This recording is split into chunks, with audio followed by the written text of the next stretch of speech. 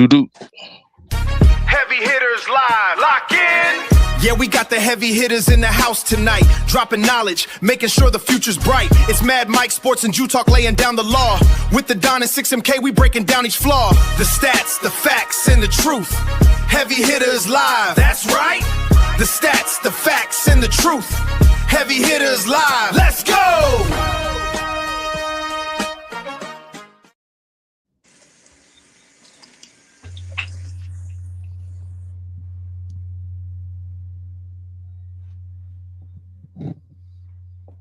It got real quiet. Right? That's what I'm saying. Got real quiet real fast. What the hell? There you go. Hey, Cal, what do you got going on? What is going on with you? hey, this damn tablet fucking up on me now. God damn it. Don't get mad at me. I got poor people problems right now. Yo. What's going on? Everything was fine until that just happened. Well, let me know I don't need to be doing that again. So, what's going on, people? What's going on, people, man? As you know, the Heavy Hitters Live is coming at you right now as we got another draft prospect review. I am your host, K Styles, aka the Sixth Man. As you know, we got the Senator Mad Mike Sports. Yo, what's happening, Pete? We got the Summer Hill Nightmare. The Don is in the building. It's great to be a Michigan Wolverine. Shut up! Shut up! Don't be up! I'm sick of fucking Michigan. God damn, y'all. We know y'all the fucking on top of the universe right now. God damn it, we see it. If you sick, go take you some damn medicine in, cause God damn, done. He wear Mexican drawers. He'll probably paint his nail Mexican, amazing blue. Okay, every goddamn thing is Mexican, right? We fucking get it. This motherfucker here, boy. I am fucking losing it, man. When I wake up in the damn morning, I see hair blue, gold blue, whatever. Yo. That man got Michigan. I'm not gonna stop until I send this man. Look, I'm not gonna stop. Man, you try to send this man to this. That's to the crazy house, man. That's my goal. I see. Yo, I'm tired. I'm fucking tired, yo. Back on schedule. Well, since y'all said that's too damn bad. Hey man, hey, like I said, man, as y'all see, we got two special guests joining us this evening. We got Joel and we got Myra representing the North Carolina Tar Heels, and definitely guest on the show. Fellas, how y'all doing, man? Appreciate y'all joining us. Hey, appreciate y'all having us, man. This was already hilarious. I'm glad we came on this show. I mean, for yeah, like I said, if you know, now you know. Yeah, he is trying to drive Mike to the insane asylum with this, because Lord, he really is. But let's be real. If Duke would have made the Final Four, he would have been bragging too. So stop. Man, I would not have. Okay, I saw my song. Okay, that's a lie. That's a whole lie. That's a lie. That's a lie and a half. You know that's a damn lie. You know that's a damn lie. Because you would have been talking smack, talking about I plead the fifth. I do not have to take these insults. You ain't got a fifth. You do not have to take this, okay? You ain't got a fifth, you ain't got a fourth, you ain't got a third, you ain't got a second, nor a first. That's why y'all lost by one. Fuck that. Damn. Got him. You know what? Got him. I have to take this excuse. I'm putting myself on mute, okay? I don't have to. I don't have to take this. You did the same thing we did. Blew a 19-point lead. I ain't trying to hear that. I don't have to take this, okay? I don't have to take this. At least I don't have to take this. At least we saw Caleb Wilson. What's your excuse? What's your excuse? At least we were bad. At least we weren't labeled the number one overall team in the tournament. We didn't have the guy who's supposed to be the number one player in the league. Hold on. Let's also just point out real quick. Y'all know y'all made history after that loss. 134-0 when teams were up. The first number one seed team to ever lose after having a 15-point lead in the NCAA tournament. They were 134-0 until y'all lost. Wow. And here's the other part. And me and my partner both talked about this. Do you realize your two-star twins, Cam and Caden, combined for more turnovers than the entire damn team? You can't hurt my feelings. You can't hurt my feelings. Yeah, because you in Cancun with us. You in Cancun with us. Well, at least y'all. At least y'all asses in Cancun. Hell, at Georgia Tech. Hell, shit, we still on the Greyhound bus going to Bumblefucksville. We didn't even make it. You know what makes this even worse? What's up? Football wise, I'm a fan of y'all rivals up the road. Oh wow! Lord. It's dog country in Georgia, bro. I'm sorry. Listen. Hey! Look! I'll represent the 7 Georgia Tech fans in the state of Georgia. How about that? Hey, I'll say this though. Out of full on respect though, Georgia Tech has had a program the last 5 years. I ain't gonna lie. They have. That program has jumped up a lot. Because y'all definitely should have beat us both. I mean, when you finally abandon that triple option, you can do some damn things. When you finally get rid of the triple option, you can do some damn things. The simple fact of the matter that Calvin Johnson came out of that school will never cease to amaze me. Because I'm like, why did you go there, Calvin? And the fact that you were still the NFL star that you were, sir. Kudos that to you. And that triple option. Not even just Calvin Johnson. Roman Reigns went there too. So like, this man, tribal. You had to throw the tribal chief. Tribal chief. He ain't been the tribal chief that much for the last year and some change. I'm gonna say something now. Paul Johnson backed this way in the 2 ACC title games. That regular ass offense though. He damn sure did. I don't know how he did. The clock is always. The clock can be right twice a day. And a blind squirrel can find a nut. I ain't gonna lie, yes, you're right. I ain't gonna lie though. I remember playing NCAA 05 and 04 and seeing that triple option, and for some reason, no defense you picked in that game could beat it. I don't know what was going on. Yeah, because the pitch mechanic was OD. All you had to do was get to the edge. You get to the edge and make that corner commit, it's over. You either pitching it. Listen, them wide receivers were some of the best linemen you will ever have. Yeah, you better be a good blocker because your ass ain't getting no pass catches. You know that much. Them motherfuckers were blocking 80 yards downfield. Because you have to remember that triple option offense produced Demaryius Thomas. First round pick. Oh wow! Lord! Because Calvin Johnson was before the triple option. Demaryius Thomas was the triple option that year. Dang, I forgot about that. That's a Lord. Damn. You know what's bad? And when Oregon started doing y'all's offense better, Anthony Thomas was never heard from again. Listen. Almost nobody from that Oregon offense was heard of again because for real. Because think about it, LaMichael James wasn't heard from me either. Damn, LaMichael James was nice. It was him and DeAnthony Thomas. LaMichael James had 4 good games in the NFL and was never heard from again. Okay, I thought you were about to say in college. I was about to say LaMichael James and DeAnthony Thomas were nice in college, but you said the NFL. Oh, absolutely. They had one of the best highlight reels of college football history. And Chip Kelly had to ruin it. And Chip Kelly ruins everything. He ruins every damn thing. Him and Brian Kelly, bro. They can't wait for shit. If your coach has a last name of Kelly, you might as well just go ahead and accept him. Get him out. Hey, if his last name Kelly, get him out of here. We ain't got time. Wow. Your program about to go better. I was about to say the only Kelly we accept over here is Kelly Kapowski. Boy, I swear to God, Kelly, I was thinking that. That's the only Kelly I see. Look,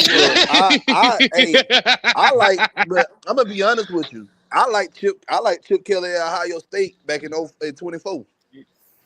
I'm sure you did. I'm sure you did. Wait, he was the OC. I'm sure you did because that's different. He was the OC, he ain't got fired. And that was the year y'all won.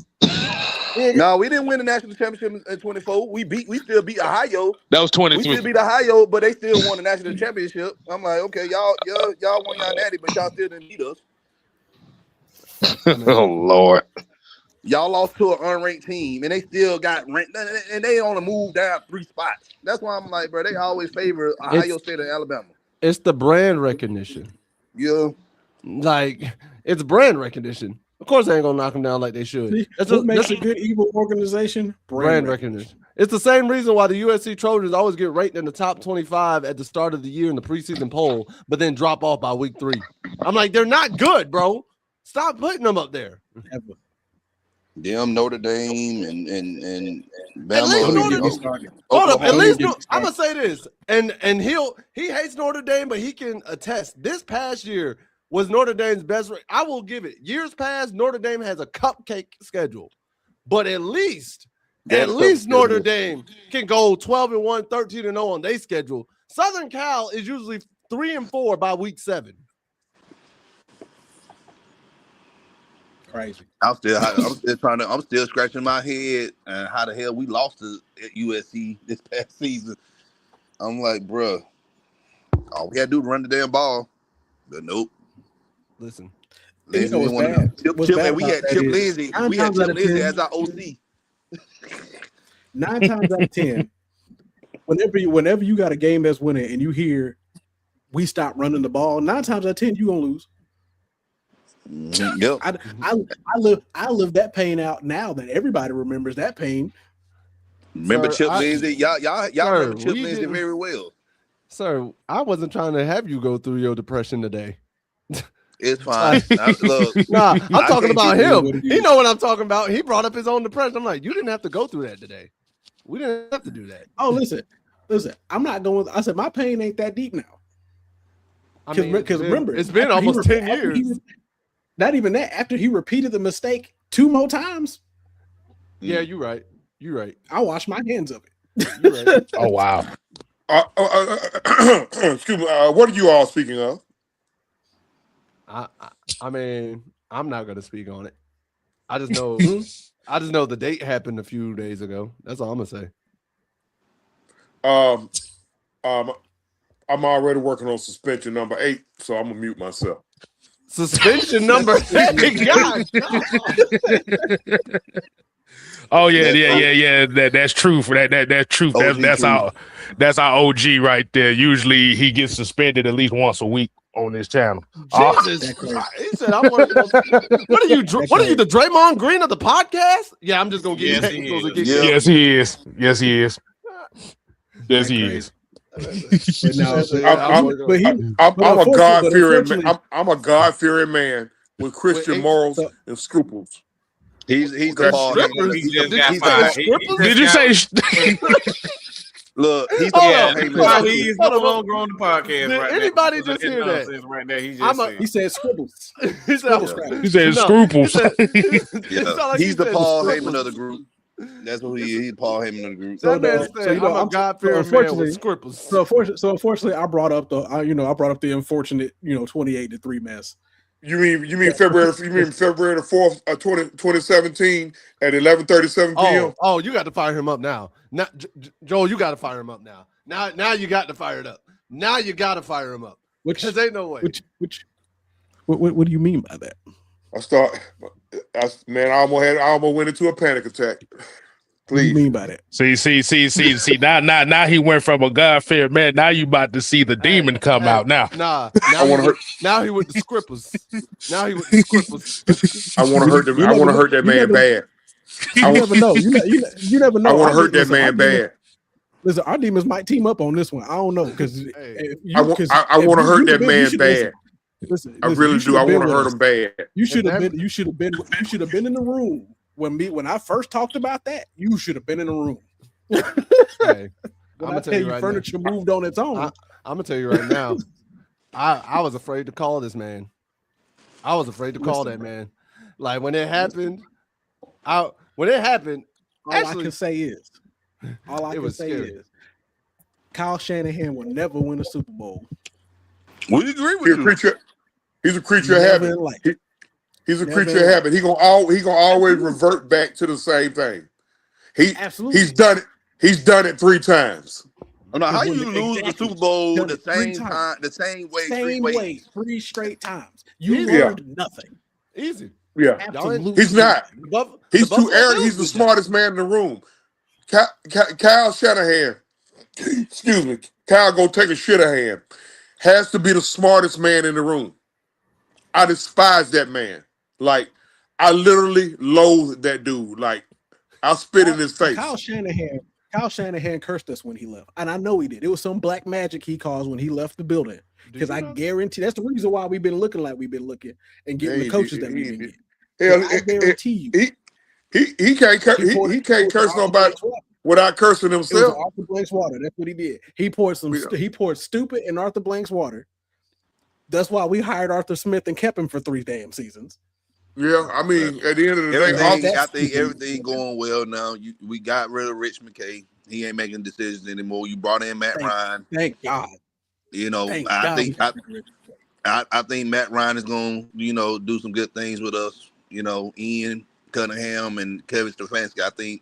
I know a lot of people don't like the Kevin Stefanski hire, but the man won Coach of the Year twice. Not even that. I'm not upset by it. You got to remember how much of a dumpster fire the Cleveland Browns organization is. Here's my thing, though. And we looked at this. Cleveland wasn't bad when he won first Coach of the Year with Baker Mayfield. They weren't a bad squad. They weren't a bad squad the second time. Were they great? No, absolutely not. Super Bowl? But no. But they weren't a bad squad. And you looked at Cleveland like, oh, snap. You actually could do something. And then they paid $200 million. I ain't even going to say – here's the thing. I ain't even going to say, like, the paying Deshaun, if Deshaun had came out and been Houston Deshaun, the Deshaun that was carrying Houston, it wouldn't look as bad as it did. Now, do we all agree that he was worth a fully guaranteed contract? Absolutely not. We can all agree. No. We could all agree he wasn't worth a fully guaranteed 200 contract. Fully guaranteed 200 bill, especially right after the mess he was going through. Like, what are you doing? You and I have talked extensively about that situation. And then on top of that, not only did you sign this man to a fully guaranteed 200 mil, that ruined your cap space for the last 4 years. You haven't been able to build a team since. That is every spot that you were lacking at, you couldn't fill nothing back up after that spot. That is true, but so here's where I got a hold. Now your team has looked like ass. The whole situation has looked terrible. Now Stefanski's getting most of the blow because now you loaded your quarterback room for no real reason. Despite the fact that your general manager and owner no goddamn reason. Hey, but no damn reason at all. What the fuck do you need with all them damn quarterbacks? Here's my issue with it. My issue with the fact is like, okay, it's on record you don't want Shador. It's on record. Like, we all know. Then you go and get Dylan Gabriel. You don't want Shador. Then you go and get Dylan Gabriel. And we're all like, okay, that's the guy you're going with. Shador's going to another team. Then you draft Shador 2 rounds later, and everybody's looking like, what? Then we go to the offseason, and you sit there, and Shador outperforms every quarterback except for Flacco. Shador's the 4th string. You got Kenny Pickett and Dylan Gabriel above it. Then we go into the season. Somehow, everybody else gets first-team reps but Shador. We get to the game. Shador's wristband is missing. I'm just like, bro, what are we doing at this point? What are we doing? Just get rid of Shador and call it a day. Like, just rid yourself of the entire problem. Let him have a fresh start. Y'all have a fresh start. And we just get rid of it. But no. What Shador is dealing with, and it's unfortunate, Shador dealing with the same thing the Manning boy dealing with, and Bronny James. Hey, they living through. They got to suffer through the sins of their daddies. I ain't gonna say that though, because Arch Manning I can't really say the same for because Arch Manning. At any rate, some kind of way, those kids done suffer some type of flack or pushback because they're their daddy's kids, and it's a worst case scenario with Shedeur Sanders is what he's going through. That ain't on one person. See what they try to do is all the butthurt fans, all the overly smart dumb MFers. They tried to push all that blame towards Stefanski. Stefanski ain't got nothing to do with what's going on with Shedeur. It's way before Stefanski. That's why when somebody talk dumb and say dumb stuff, I wound up getting suspended. But at any rate, those boys they suffering. That's why I say they suffering through the sins of their father. Good, bad, wrong or right, good, bad, indifferent. That's the problem with Shedeur Sanders. Along with they treated him like a 5th round pick. Right, because to your point. So Deion can take some blame for this. Because one, Deion really should have just shut up.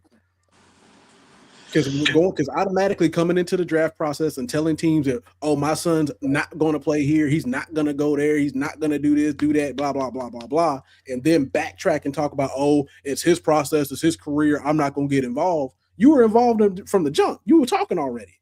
2, from ownership and the GM on this, you didn't want him, but you picked him anyway because you felt like you were pressured into doing it because everybody's looking at him like, why Shedeur here? Why Shedeur here? Because you thinking you trying to humble a kid that was already humble. Like, yeah, Shadeur's a little outspoken. Yeah, he's confident in himself, but he's really not that. He's not a problem. He wasn't a problem to begin with. Sure, everybody out here doing all these dumb reports talking about, oh, he's trying to play risk instead of answering the question, so on and so forth. But y'all already had the opinion of him before he got there. So it didn't really matter in the interview or not. You knew what you were going to do when he got there. Then once he does get there, now you have an organization that is purposely suppressing him when you know the entire fan base wanted to see that boy on the field. Period. The entire fan base called for him after week 3. They are terrified. You let Flacco go, you let Kenny Pickett go, you let Dylan Gabriel get in this game and be complete ass. Then when you finally got Shedeur in, you saw that the team itself played at a whole nother level with him being on the field.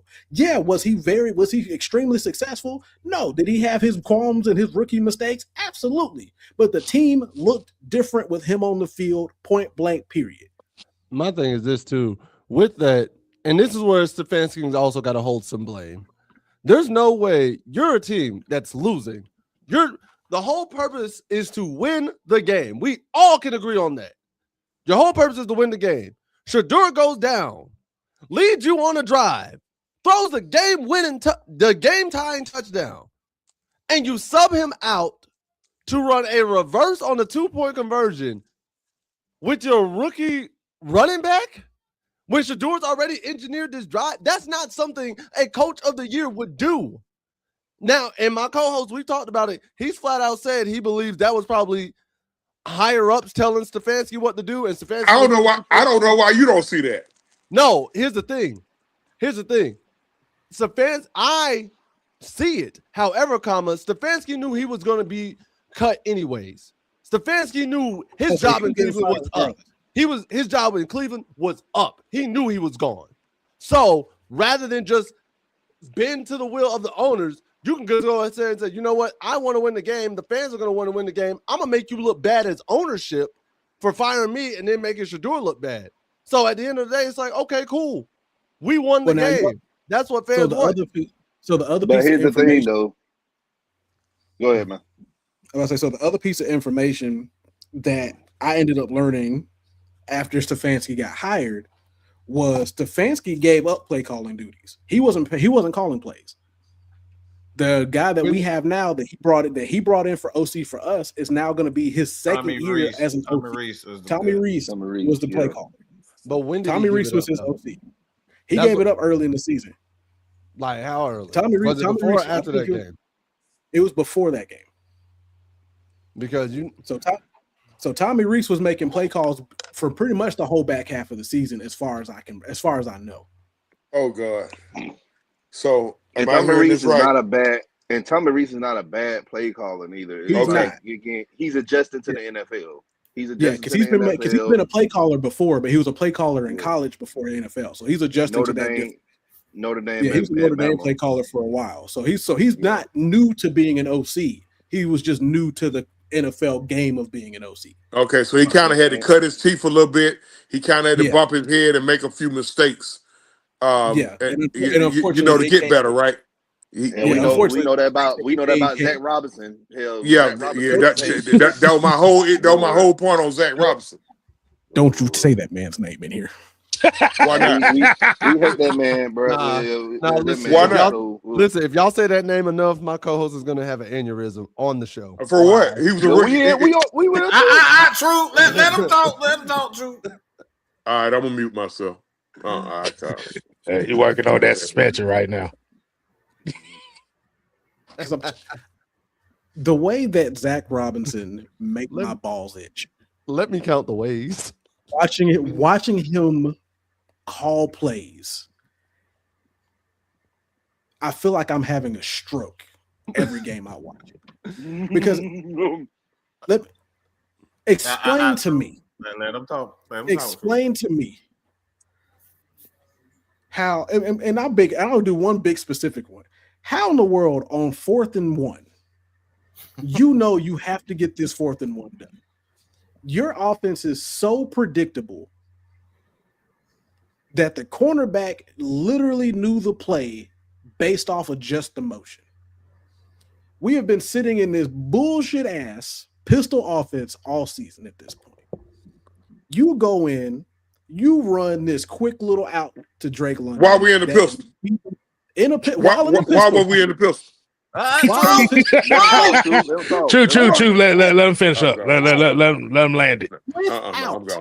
Without Bijan Robinson on the field, you had no distraction at all. You had Tyler Algier back there, which I'm kind of heartbroken to see him go, but he deserves the starting spot. You have Tyler Algier in the backfield. They already know the only thing that you got Tyler Algier for is one of two things. Either he's going to run this ball up the gut, which if you're in a pistol formation, that's absolutely not happening. So he's just there to block. It's absolutely going to Drake London because you're not throwing this to Darnell Mooney. You're not throwing it to Kyle Pitts because Kyle Pitts was kind of struggling a little bit at that point. Glad he got it cleaned up near the end of the season. But you literally run an offense that's so damn predictable because you just completely abandon. The other thing is you completely abandon play action, which is something both Kirk Cousins and Michael Penix are both very good at doing. One of the things that exemplified even during his draft class was talking about not only how good Michael Penix's arm was, but how good at play action he was. They ran play action a lot in Washington. Then on top of that, you refuse to put him under center. Everybody's sitting here talking about, Michael Penix can't be under center because his knees ache too much, which is complete and utter bullshit in my mind. That make no fucking sense to me.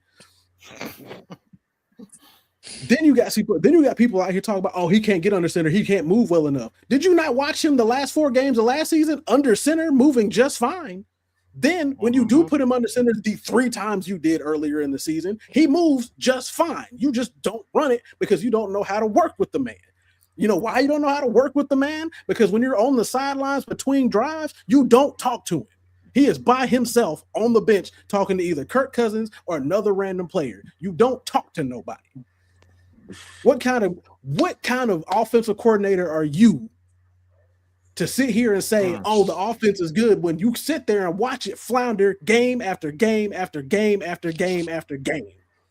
Then when he gets hurt and you put Kirk Cousins in, guarantee you Kirk told him I'm going under center because you knew that the offense was built for Kirk Cousins. It wasn't built for Michael. That's why you have us running this bullshit ass pistol because you knew this offense wasn't made for this man. So here you are running an offense you don't understand and you don't care for, making him look bad. You can put Kirk back in so Kirk can make you look good. Kirk was the reason why you looked good last year. Because you had a veteran quarterback that could make up for anything that you're mistaken about. That's what you wanted for. That's why you had him here. Because you knew Zach needed help. You couldn't scheme out of a damn paper bag if the paper bag had a hole in the bag. Now, I want to say this real quick to the audience. Guys, these guys that just came on, we I just started talking to them a couple of weeks ago. So this was not pre-planned or nothing, because everything y'all just said is as what we've been saying for I don't know how long on our platform. All damn season. All the time. All the time. Listen. But listen.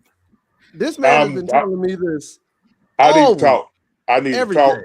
I need to talk. Please, I need to talk. I need to talk.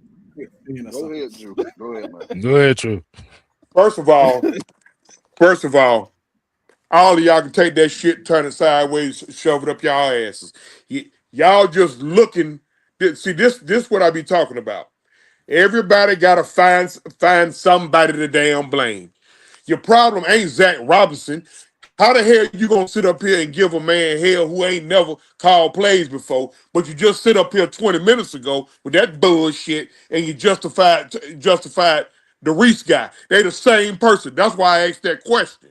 All right. So basically, once you make up your mind that you got it in for this person, that's what it is.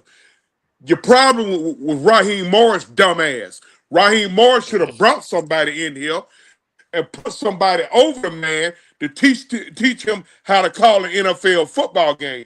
So what you did was, cause you're in love with Penix and you don't like and you didn't like the white boy. I'm gonna call it for what it is. Now everything is now all of a sudden. What kind of sense do it make to say a coordinator gonna put a guy out there to make him look good?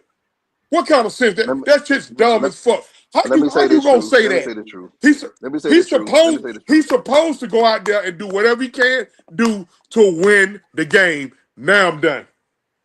All right, let me tell you this. So if we're trying to get into this comparison of Tommy Reese and there's some Zach hypocrisy Robinson, going on. let me stop. Okay. Just let me talk.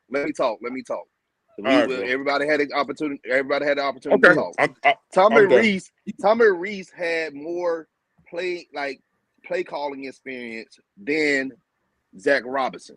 Now, at a college level, not an NFL level, but a college level, he just got to the NFL last season, so it takes time to adjust. It does. We see college coordinators coming up and trying to play look at Cliff Kingsbury.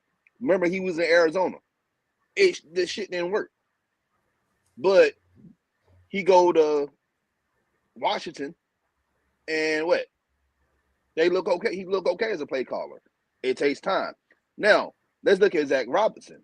Zach Robinson was under Sean McVay for a few years. Several years. All right, did he call the plays? No. And he was passing game coordinator. But he accepted the coordinator job here in Atlanta. And when he accepted the coordinator job here in Atlanta, that right there said, okay, I'm ready to be on my own. I learned enough from McVay. I could call my own offense. Yes, Raheem Morris made a decision to bring him, but also Zach Robinson made that decision to tag along. Now, first year didn't look okay. All right, and we normally give people the benefit of the doubt after the first season. But the second season, that should have been some type of improvement. There were no improvement with Zach Robinson. The offense looked worse. It looked worse. And to be real with you. So Raheem Morris is not excused from this conversation. Oh no, he's not. We were just talking about coordinators specifically at the time. No, Raheem Morris is not excused from any of this because Raheem Morris definitely was a because it doesn't make any sense that you have no clock management. We always say that after the fact. No, not at all. No, they know after the fact. We're talking about offensive coordinators specifically. But no, when it comes down to the coaching staff in general, the coaching staff was bad, period. It started with Raheem Morris. You built a bad staff outside of Jeff Ulbrich. The defense was the best part of the team this year. Jeff Ulbrich and the staff that Jeff Ulbrich had kept us in games. When it comes down that was left, I'm sorry, go ahead. So the only person that was left over from that staff was the Jeff Ulbrich and the defensive lineman coach. And Kevin Carger, the tight end coach. Too. Yes, go blue. Like some position guys and all that. You also got to remember we had a staff that had no quarterbacks coach. They gave TJ Yates both the receivers and quarterbacks, despite the fact that he shouldn't have been coaching either one. Then you blamed Ike Hilliard for the first couple of losses. After that 30-0 loss, you blamed Ike Hilliard when it was not his fault. That was at all. That was scapegoated as hell. I can tell you that. Then for the last 2 straight seasons of hearing we have to figure this out. We have to figure that. Motherfucker, we're tired of hearing we gotta do. We need you to start doing. We gotta find a way. We gotta find a way. We must find the way. Find the way. Find a way. No, ain't no find a way. The way is there. You just ain't taking it. Where is D-Way? So no. Do you find a way? Raheem Morris was also a problem. I like Raheem as an individual and as a coach, but he's not a head coach. He's not, and he proved that over the last 2 seasons. Despite the fact he's getting a second chance, he shouldn't have been there. Period. He's a good defensive coordinator. He's a good defensive mind because he's proven that. But he's not good as a head coach because he can't manage. He just can't lead like that from that kind of position. Now, the beginning of this conversation started about offensive coordinators. We were comparing Tommy Rees and Zach Robinson. Tommy Rees, like he said, has play calling experience as an offensive coordinator, just at a different level. So yeah, he did get a little bit of leniency because going from college to NFL, that's a whole different intelligence level. But with Zach Robinson, who's been at the NFL level, not just yet, Zach Robinson's been at the NFL level for at least 6 seasons. Because remember, he was on that same coaching staff when McVay won the Super Bowl, and when they went back twice, he's been on that squad. He was the pass game coordinator for the Rams. That same passing game that Matt Stafford blew up with, he designed that shit. So you telling me we have pass combinations that don't make no damn sense? Then we run the stalest offense in the league, in my opinion, because pistol offense in the NFL does not work. If you're gonna use it, it has to be a gimmick offense because you can't run play action out of it. You have no motion from a pistol offense. Because at least under center, when you do play action, you can get motion from your linebackers. You can get motions from safeties. You can get motion from these guys because you have to pull. Did Sean McVay have a Bijan Robinson? Yeah. He did. He had Todd Gurley. And guess what? Bijan Robinson still had 2,000 yards of scrimmage this year. So Bijan Robinson's not the problem. Bijan Robinson made plays happen when Bijan Robinson needed to make plays happen. I don't think how I answer the question. This offense would have been worse without Bijan Robinson. The offense would have been disastrous without Bijan. Okay, I don't think y'all understood how that question was asked. But y'all go ahead though. How are you? I don't think you understood the question you asked. How are you asking that question? Hold. I don't ask shit if I don't understand the Playboy. No, I'm asking. How are you asking that question again? Ask the question again. So I want to make sure I'm hearing you right. Ask the question again.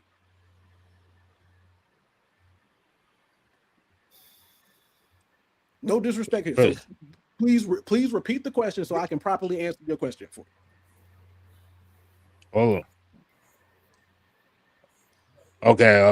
I don't want to feel like I'm questioning your intelligence and nothing like that. Ain't no disrespect in that. All good, Playboy. Just keep running. I'm done. All right. So let me ask you this question, Joe. So my thing is, remember before Raheem got hired, there was a list of coaches that we interviewed. Mm-hmm. Remember that list? Absolutely. Yeah, and one of them won the Super Bowl, but absolutely a couple of months ago. I was sick to my stomach. Me too. Because I honestly wanted Jim. I wanted one of the Harbaugh. I wanted Harbaugh too. I wanted one of the Harbaughs. Heck, Kevin McDonald would have been it. Because Kevin McDonald, you've seen what he's done, even with Sam Darnold. You don't need nothing. You don't need anything spectacular. But the problem is when you have when you have your offensive coordinator and a non-existent quarterbacks coach, and you have a essentially brand new quarterback in Michael Penix. I believe Michael Penix can be good. But the problem is when you don't have somebody that's there constantly helping you improve or challenging you to get to improve on and off the field, because you saw there was no real improvement. He was stagnant for most of the year. He wasn't prepared for pressure, for blitzes at all. There was more times than not where his footwork was just flat. And then most of the routes that you had him throw were mostly out routes. You didn't really have him try. You didn't force him to have to throw over the middle of the field. You didn't challenge him to improve the things that he was bad at. And part of your job as the offensive coordinator, especially when you know this is supposed to be your guy for the future, is to challenge your quarterback to improve on what he's bad at. You don't have to be perfect at it. You don't have to be Tom Brady-esque at all these things. But you have to be able to be still on the field and say, if we're going to lose a game, it's not going to be because of me. And Sam Darnold's done that perfectly for the last 2 years. You saw it in Sam Darnold. You saw it in Geno Smith for the few years he was in Seattle. If you're going to lose a game, it's not going to be because I lost a game. It's going to be because something else went catastrophically wrong. The unfortunate part on our end was our offense was literally just Bijan Robinson. And teams knew that because Kyle Pitts was struggling to catch a ball for most of the season until Kirk showed up, or so Kirk got the starting job back. Drake London was on and off the field. Darnell Mooney was hurt, so he wasn't catching anything like he's supposed to. He dropped more passes than he caught. Unfortunately, that's after having a really good season last year. So I'm not sitting here saying it's just Zach Robinson, but the problem is what you want to see from a first-time coordinator is improvement from year 1 to year 2, and there was none. We regressed.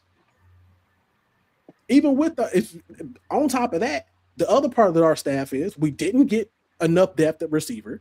We didn't go out and get anybody because once again, for some reason, Terry Fontenot decided we're going to sign Kirk Cousins to $180 million. Then with Rich McKay and Arthur Blank, you're out here hiring people that just because you like them doesn't mean they're good for the position. Amen. We passed up on several very, very good candidates, excellent candidates. Harbaugh's been in the playoffs every year since he got back. Zach McDonald's has quietly been improving in Seattle every year. So luckily enough, now we at least have a defensive coaching staff that's established, and we know this is a very solid defense we're going to have. We're good there. But the question mark has been ever since the season ended is where's this offense going to go? And hopefully, and once again, hopefully on this, Tommy Reese has learned from the mistakes he made in Cleveland because he made a good bit. Myron pointed out one big one with taking the hot hand off the field in a crunch time situation. And then on top of that, at least with Stefanski, he's an offensive minded dude. We know we're going to run the ball because Nick Chubb ate under Kevin Stefanski. Nick Chubb was a number 1 running back consistently under Kevin Stefanski. And that's what Derrick Henry in his prime.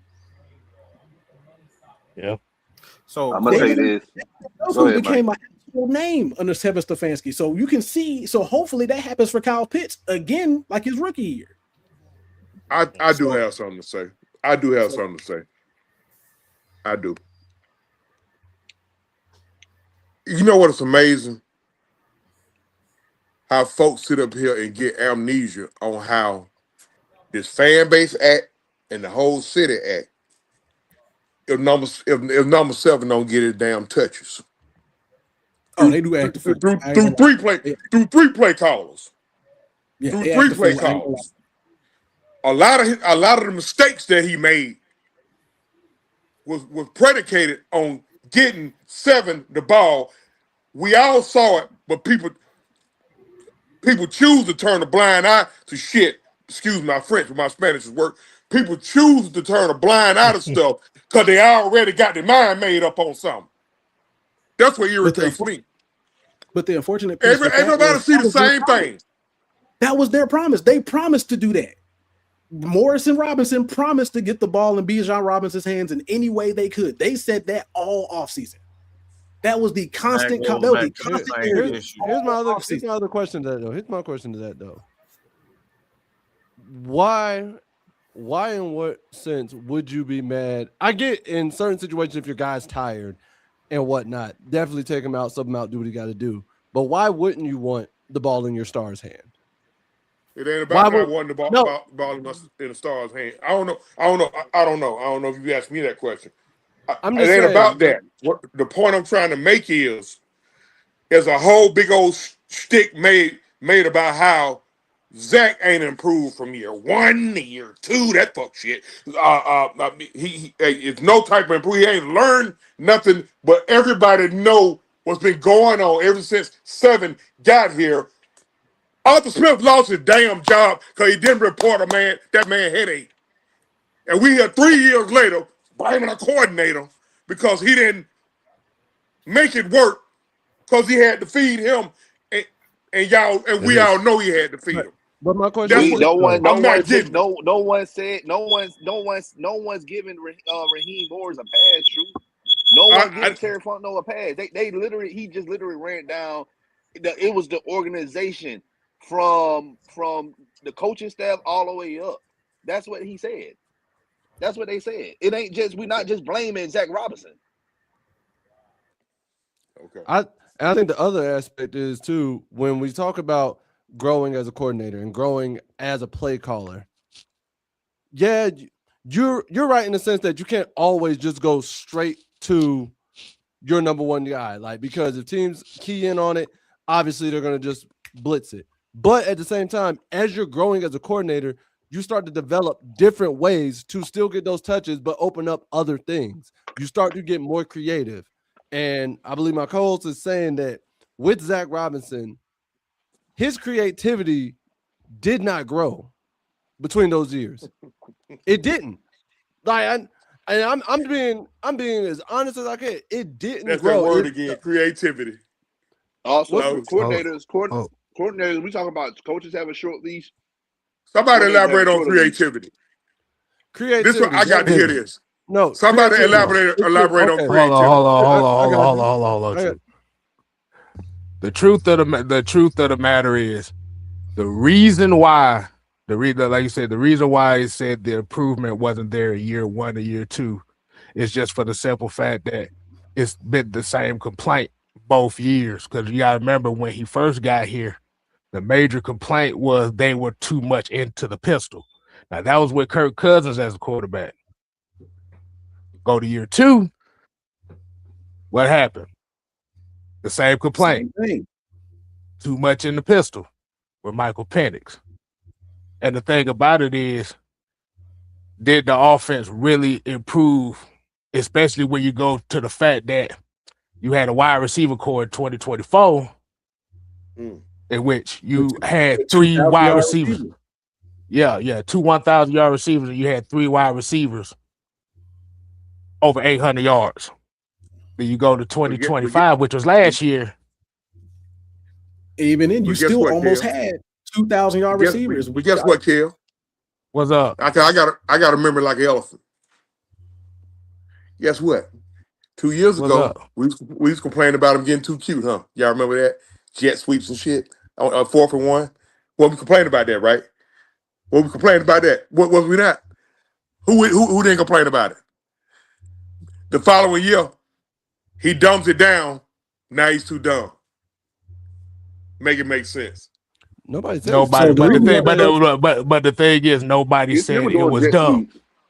So the reason why Arthur Smith got fired wasn't because he got too cute, wasn't because he was trying to force the ball into Bijan Robinson's hands. He got fired because he had 3 straight seasons of less than 500 and could not make playoffs after all that smack he would talk to reporters over fantasy football. He got fired because he didn't win. He got fired because he wasn't being like Raheem Morris, kissing the media's ass. He got fired because he didn't report Bijan Robinson's headache. Hold on. Guess what? Raheem Morris got fired too, because guess what? He didn't make playoffs either. They also got embarrassed for the same exact reason. You got on you mentioned about the shit he was talking to the reporters. You mentioned that. So that's why football. You're talking fantasy football. You're out here insulting fans over fantasy football when you're not winning games. That's what Arthur Smith was doing. Raheem's out here So he avoiding questions and not so answering basically he wasn't questions kissing the fans' ass. Like, no. Okay. But then again, Raheem wasn't either. Raheem wasn't answering nothing. All right. Raheem was avoiding even taking responsibility. Yeah, okay. So yes, Raheem got fired too. So you fired the wide receiver coach. Like you thought you fired the receiver coach for what? The receivers Yeah. had one bad game and you fire Ike Hilliard for what? What did Ike Hilliard do wrong? Instead of saying that we called a bad game and we weren't prepared to win the football game, you fired a man for what? Then you released then you released Ray McCloud because clearly he was vocal about it at practice. He said the same thing. You fired the wrong guy. And for what? You fired a Pro Bowl receiver that's here to coach your receivers. Because we all agreed Raheem was a dumbass. We all agree to that. Yes, we all agree. And that's one thing we all agree on. He's a dumbass. We all agree. But I just got my thoughts. Because I'm not arguing with you on the fact that Raheem Morris is definitely to blame too. I'm not arguing with you. We're not arguing on that. Because I'm just saying at this point that Arthur Smith and Raheem Morris was fired for the same thing. It's just you would have thought Zach Robinson got caught stealing out of somebody's purse or something. I don't know. We're saying Zach Robinson is also part of that problem. He is a part of the problem because he was just too stagnant and too reluctant to get more creative. Yeah, it's like, that's why I'm waiting on somebody. I'm waiting on somebody to. I can do that. To give me an example of creativity. All right, here's an example. I can tell you right now. I can tell you another thing too. I'm gonna let you go in just a second, Mark. Do you know how often we went and play action when Michael Penix was starting in that pistol offense? Okay, that's creativity. You know what the percentage was? You know what the percentage was? No. I know what it is, but that's the creativity you were looking for. So not just that. So with play action, you can get very creative with play action. Do you know how many? All the teams with the best records in the league all ran play action way more than we did. Okay. Because you got me right there. So that's creative. That's what I'm asking. So that's all Sam Donald did. That's all Sam Donald and that's all Seahawks. That's all the Seahawks did. Okay, so that's what I'm saying though. I'm asking a question. Yeah. That's the creativity that you're looking for. Yeah, creativity is basically having plays that open opportunities for your playmakers to make plays. When having plays that open up an opportunity for your playmakers to make plays. When you have an offense that is so predictable that you can't open opportunity. Well, when you say predictable, wait, elaborate. Hold on. It's too many at one time. Let me explain what creativity. It's not just play action, because the thing is, we can sit up here and say what creativity is. Everybody going to have their own idea of what creativity is, but what creativity truly is the ability to change not only your habits and running the football, be able to have balance, but it's when you look at Sean McVay, he has from formation, from drive to drive, his formations constantly shift. He's in the shotgun, he's running 2-3 tight ends. Sometimes he is complete spread, and it's just the quarterback in the backfield. The ability to consistently change. That's what creativity is. So there's no such thing as, running a new play and doing it. It's being able to understand what the defense is doing and then give them a different look. That's and being able to adjust. Zach Robinson the adjustments have to be effective. If they're not effective, guess what? Adjust again. Keep adjusting until it's effective. That was a problem. It seemed like they were too stuck on a certain script for plays, despite whatever the situation was, instead of saying, "Hey, okay, we see this." He said a certain script for plays. The first 15 plays are always scripted. I just wonder. I want to use this for example for what you talk about with stagnancy. We just talked about it earlier in the show. When you talked about that raggedy ass triple option offense. Once, like you said, once people see that you running that and they see you run it so much, it becomes easy to read on the defensive side of the ball. And it becomes easy to stop. Like what Mike is like, what everybody's kind of talking about with it. I'm just gonna keep it simple here. It's being able to mix up stuff. Creativity isn't about plays, formations, and nothing like that. That means taking the ball out of Bijan Robinson's hands a little bit more, right? It could, or it could mean just shifting the way you run the ball. It could be that, or it could be the way you shift the run. Yeah. You could run it a different way. You could run a counter a different way. You can take the ball out. Take the ball out of Bijan Robinson's hands. You don't necessarily have to take it out of his hand to make a change and to make a shift. Creativity is the ability, like everybody said, it's the ability to make a change on the field and exploit a mismatch that you see. You can do that. You can take the ball out of Bijan, and that's creating a mismatch. Or you can run to a different hole, run in a different way, run out of a different formation. When you run the pistol offense for 85% of your drive, I'm sorry, but you're going to get figured out. That's what's the day, April 1st, right? The day April 1st, right? That's why Sean McVay is so successful with his offenses. That's why he's so successful, because nothing he does on a drive is ever the same. Okay. This man will come out and just go ham.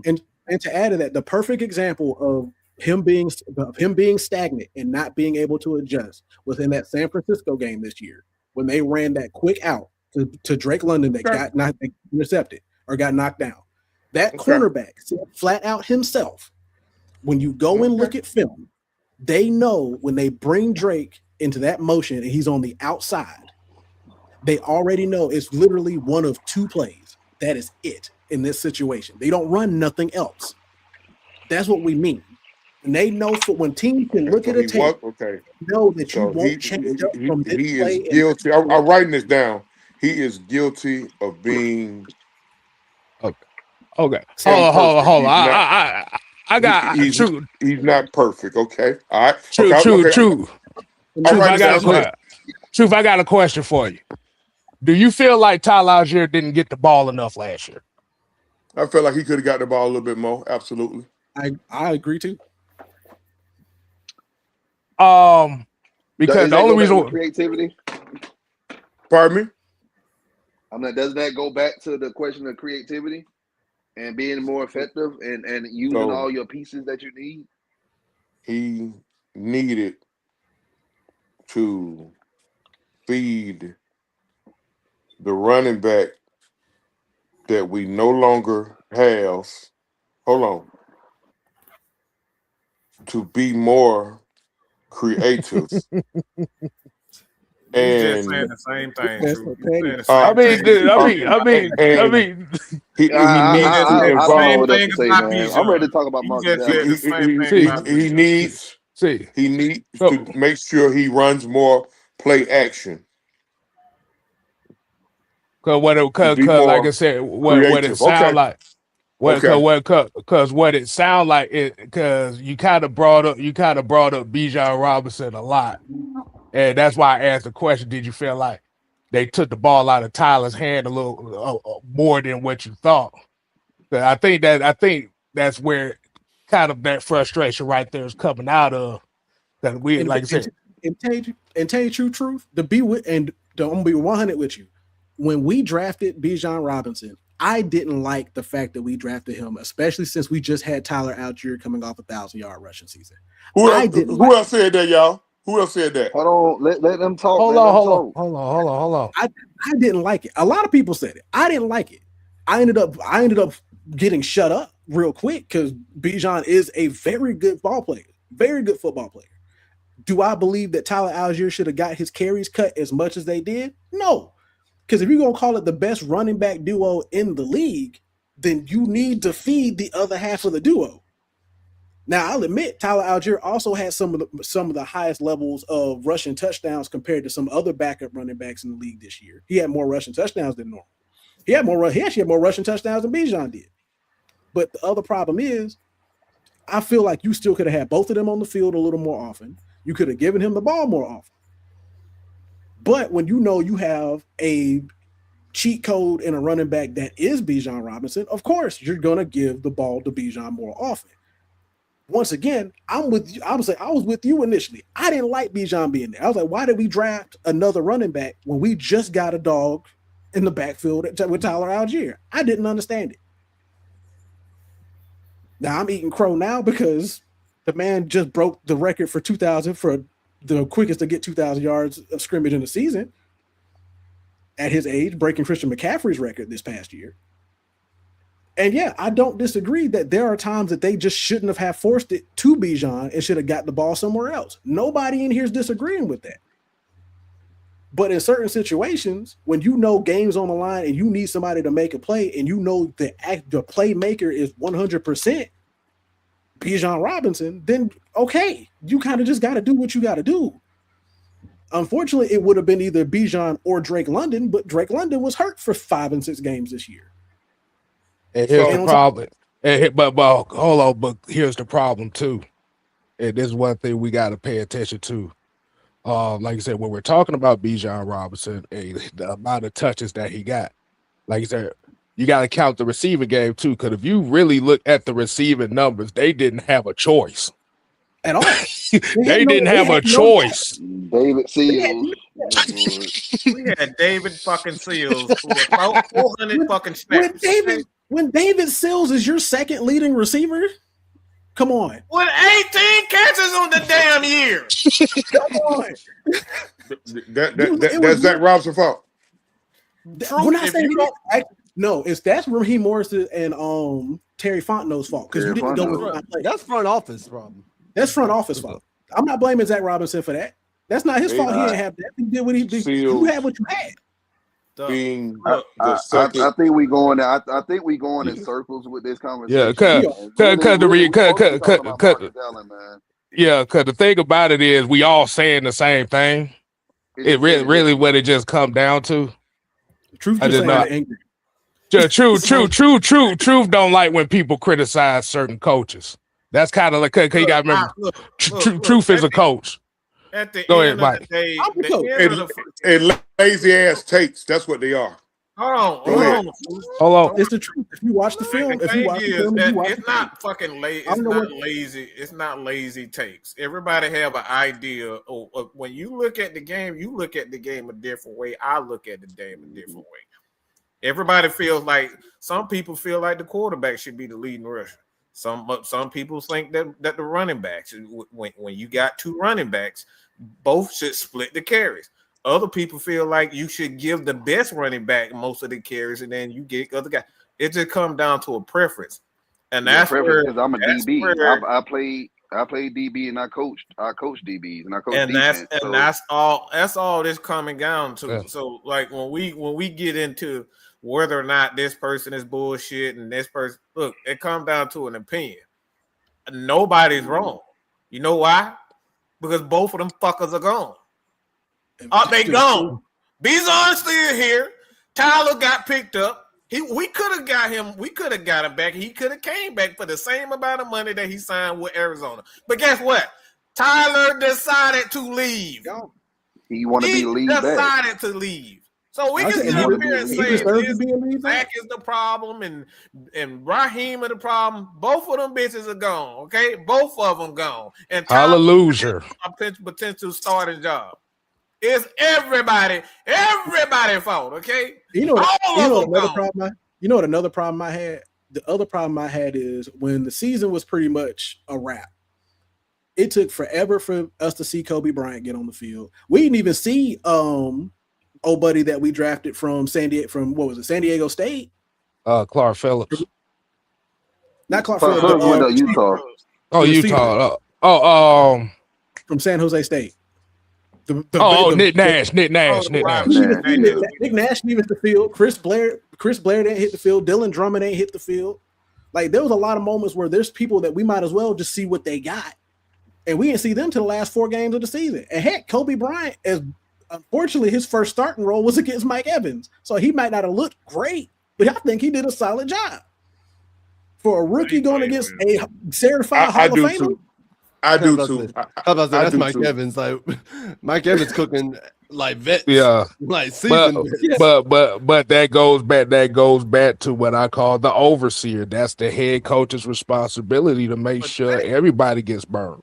This comment right here is pretty much why Zach Robinson and Raheem Morris are fired.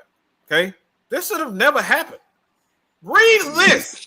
Okay, y'all see these names on this shit? David Sills. Bijan Robinson fucking fault. We had to give him the ball because we got this bullshit right here.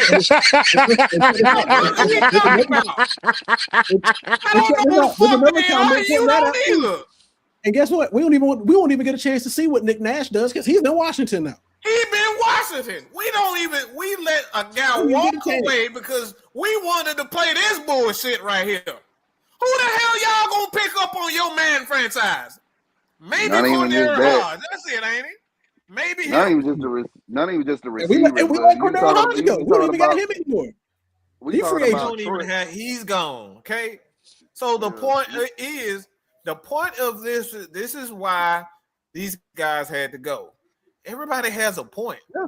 But when we start pointing, this is where the Falcon fan base in its entirety, I'm talking about everybody. Okay? We start pointing the finger and said, no, Bijan is the fault. No, Zach is the fault. No, Raheem is. It's all their fucking fault. This shit was a complete disaster. It's Terry, it's Zach, it's Raheem. It's those guys' fault. They designed this bull crap. It's Rich McKay. 4 guys from the front office got fired. Okay? 4 of them. All of them gone. We're fighting amongst each other because these turd brains put this bullshit together and tried to sell us on $1 million quarterback, $100 million quarterback in the first round. Y'all put sugar in the shit, okay? Y'all put sugar in the shit and tried to feed us that crap. I still will never get over the fact that we signed Kirk Cousins to $180 million. And to go back to what you just said, Joel, to go back what you just said, Joel, bro, I wasn't sold on Bijan. I didn't think we needed him either. But the fact of the matter is, bitch, he's a motherfucking mega star. It ain't shit you can do about it. He's not doing that the running back position for us. Look, that motherfucker feet, his toenails gonna fall off before I stop handing him the motherfucking ball. Listen, you're gonna have to be on a wheelchair before I say anything. Yeah, but he gonna earn every bit of this. Exactly. I tell you what, I tell y'all what, and I'm gonna be very respectful when I talk.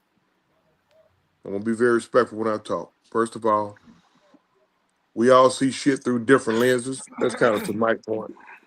So people gonna see shit how they want to see it. But I'm gonna say this: on April Fool's Day,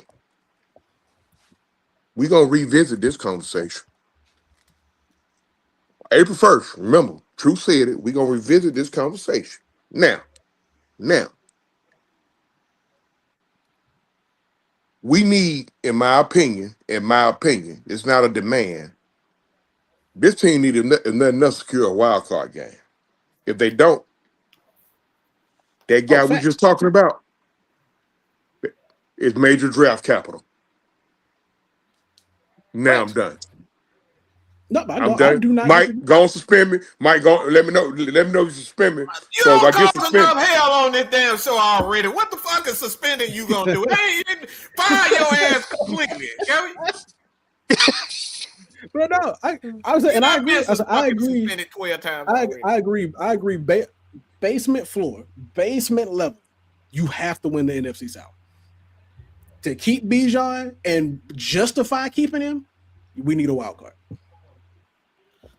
Look, I say we've said all season. I don't give a fuck what happened to any one of them. I'm not paying Drake no fucking $35 million. Okay, if anybody I'm paying anything to, and I'm staying with, it's Bijan. Everybody else can kiss my natural. You know what? Everybody can go. I'm paying Drake though, because even with the several games he missed, the man was 81 yards short of another 1,000-yard season. Look, Yeah. if He's one the thing only I know receiver. about the Atlanta Falcons, they gonna have them a wide receiver. Hey, Drake ain't Julio, so that some bitch can go too. Okay, if he ain't Julio, he can go. I mean, too. I understand. And Jew, I love you. Me and Jew argue about this shit all the time. If he Drew, I miss you, that Drew. motherfucker ain't Julio, he can get kick fucking rocks. Okay. Drew, I miss you, man. Cause hey, Drew, when you here, they don't talk to me bad when you here, Drew. You see how I get treated when you ain't here. Drew, you need to come back, This bro. man Boy, calls all boy, this. boy, you Man, literally just, look, boy, man. you literally just Hold saying. on. Hold on, When wait I a minute. see- True, go ahead, dog. Nah, bro. I'm going double A spine bust you, man. You literally sat here and just went on a complete tangent because somebody criticized damn Zach Robinson. It ain't about anybody treating you bad. I think he on some April Fool shit right now, bro. That's what I'm thinking. No, I told you he's working on that suspension. That's what that was about. Full moon's out. Full moon's out today. April Fool and the full moon. I'm gonna crack his ass over the head with a Jim Hardy goddamn chair shot. Wow. Wow, now Anyway, I gotta man, now I gotta get physically assaulted. I gotta get physically assaulted. Yes, you do. Because I'm gonna stand because I stand my ground on my opinion. I gotta get physically. You damn right. I'm gonna give you a stone cold. I'm tired of this shit. I'm tired of y'all. I'm tired of this shit. I'm tired of this shit. I ain't never coming back. And ladies and gentlemen, that is the official weekly edition of Truth trying to get suspended. Wait till the following week as he tries to do it again. Go ahead. Go ahead, Don. Mike still this. I'm just saying, man. We need to talk about. Mike still in suspended. I can't believe that. Talk more. Look, you ain't got to talk no more. How about that? There we go. So we Lord have mercy. Marcus Allen, right? Yeah. That's what we were supposed to talk An about. hour later, That's what we were supposed to talk about. I forgot all about it. Truth gonna goddamn talk Truth about done hide. You might have to bring us that next week.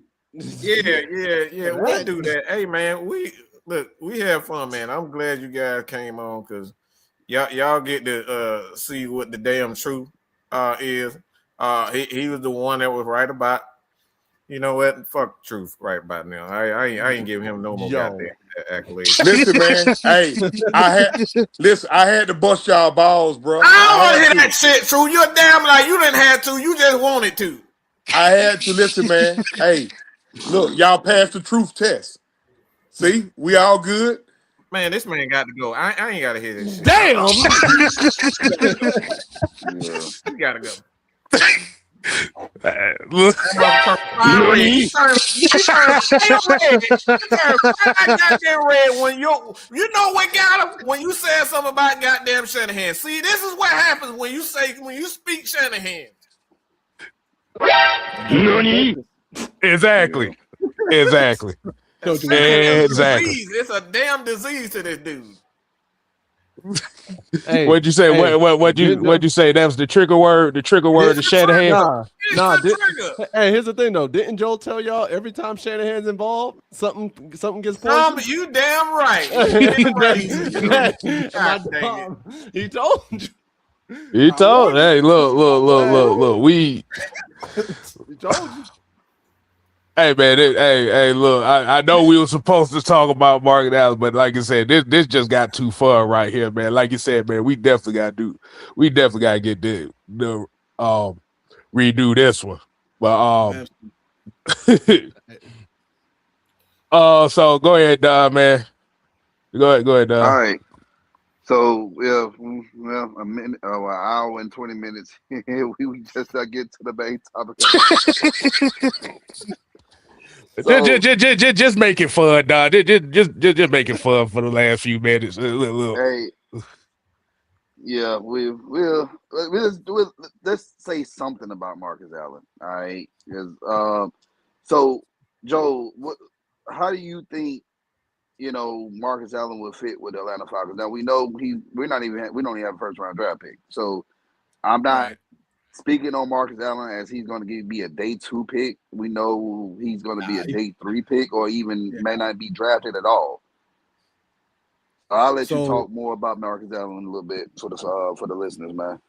True. So my opinion on Marcus Allen is the way that based off his play, the way the season started, I wasn't very high on him initially.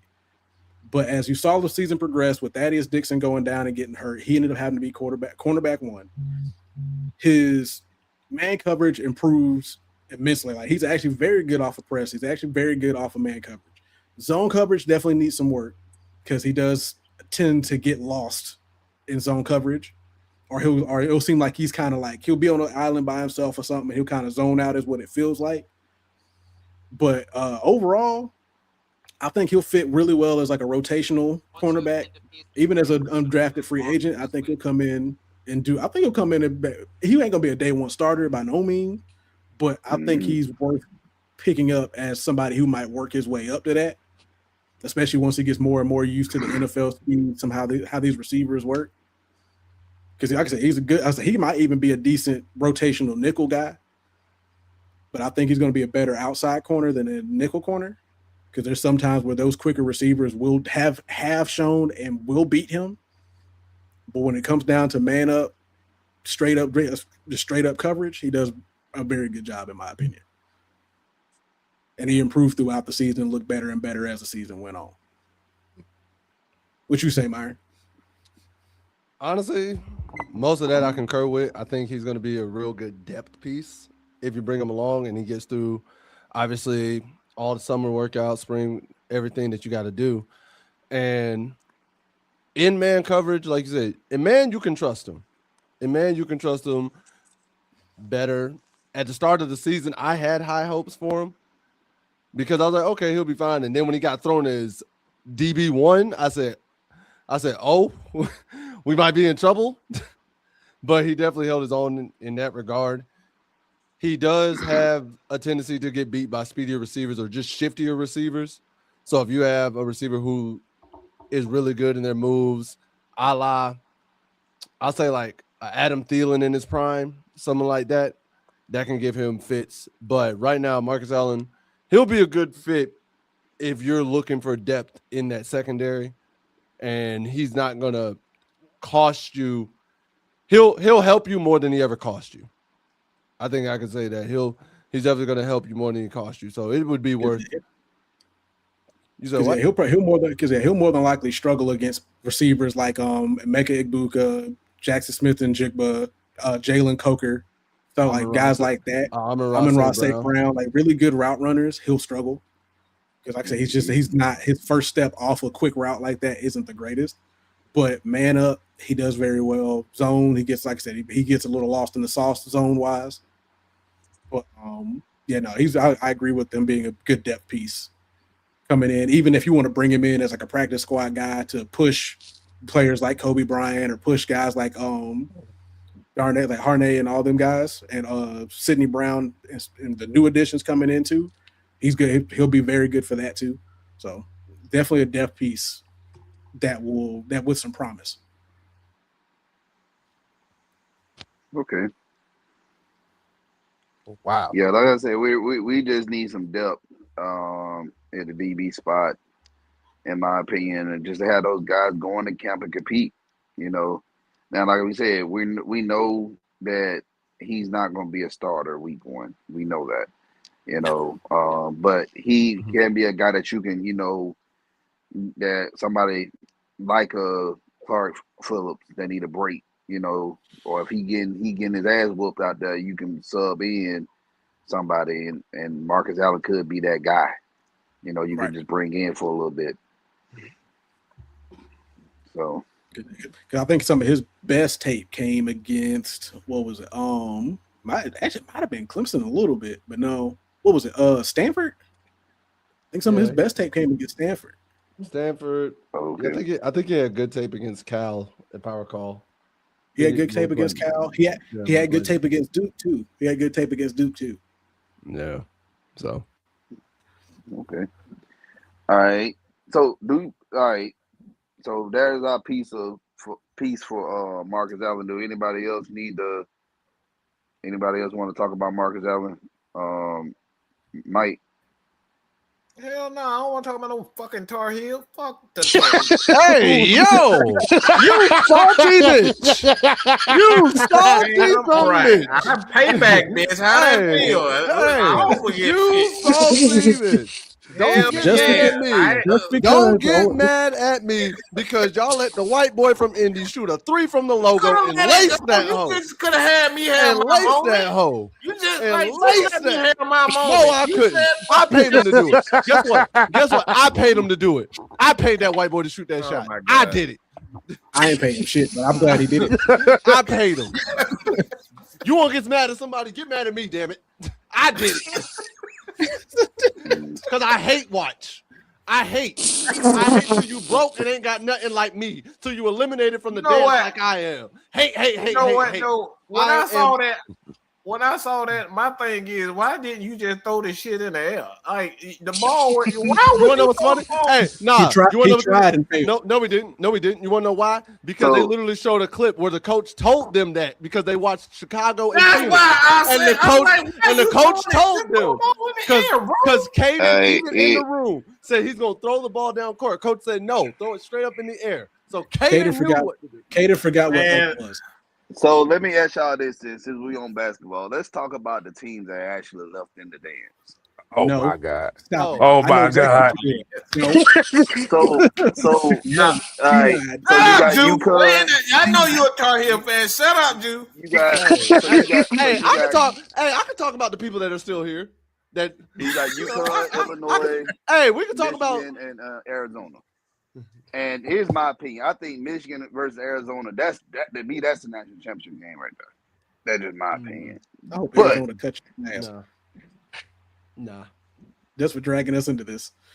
Lord. I don't believe Again. All right. So all I'll say is what this: if y'all I thought? watch y'all get away with another 8-second violation, if I watch y'all get away with another 10-second violation in the game, I'm cutting it off. I ain't watching no more. Listen, my dog can tell you who I picked for this That ball tournament. set that back court for half a minute. I ain't got time. Anytime you have a situation where you got two heavyweights meeting in the semifinal, Oh, it's gonna be nine nice. times out of 10, they beat each other up so bad. So whoever come out in that other semifinal will have just enough. Because hey, look, man, it's a loser lead town match. It's a one and done. You lose, it's over. It ain't no best of 3 or best of 5. So Michigan, I'm right now. I'm leaning toward Michigan. I'm leaning toward Michigan to win it all. But Michigan and Arizona can beat each other so bad to where whoever come out over there between Illinois and who is it? UConn. And UConn I'm telling y'all now. or wind up winning it. I think Arizona. I think UConn. Arizona's gonna win it all. I think Arizona. I'm I think sure Arizona's gonna win. I got UConn. I I think picked them Arizona's from the gonna win jump. it too. I'm gonna say love this Michigan. I love my school, but I just think they haven't seen a team like Arizona. They just though. haven't. True. And like they're very identical, but all those guys on the Arizona team are going to be first round draft picks in the NBA. Y'all forget though. Y'all forget what this tournament is. You can have the best players. You can have the best team, but this tournament is built off momentum and moments. And teams that generate the most momentum are the teams that win. UConn, if you're going stat for stat, tit for tat versus Arizona or Michigan, no. I'll tell you right now, if we go in tit for tat, no. But to sit there and say UConn cannot go band for band and easily beat, I won't say easily because that's disrespectful to UConn, to Michigan and Arizona. But UConn can't go in there and beat Arizona even if they're not beat up from Michigan or if they can't beat Michigan. I'm going. You got to remember, with this, just like you said, but this tournament is anybody can get it in this tournament. They can. Other side note, hey Drew, Tar Heel. If you a Tar Heel fan, go on, come over to North Carolina Live. We here every Tuesday. We'll see you over He's there. in for basketball, but football, he an Auburn fan. It don't matter. He can come over here for basketball too. But yeah, we all gonna follow y'all, man. We gonna follow y'all regardless, man. Come on. Appreciate y'all. I wouldn't be surprised is the team everybody least expect to do it. Illinois. If Illinois do it, good for them. If Illinois do it, good for them. I ain't even gonna be mad. I ain't even gonna be mad. I wouldn't even be mad at it. I wouldn't even be mad. I will because Michigan different done beat the hell out of their ass early in the season anyway. So. And Illinois got tired of getting their ass whooped, so here they are. I had kind of fell off college basketball, but this year it's kind of some of the best college basketball I done seen in years. Like this kind of like I follow most of the ACC and SEC because I'm a Georgia Tech fan.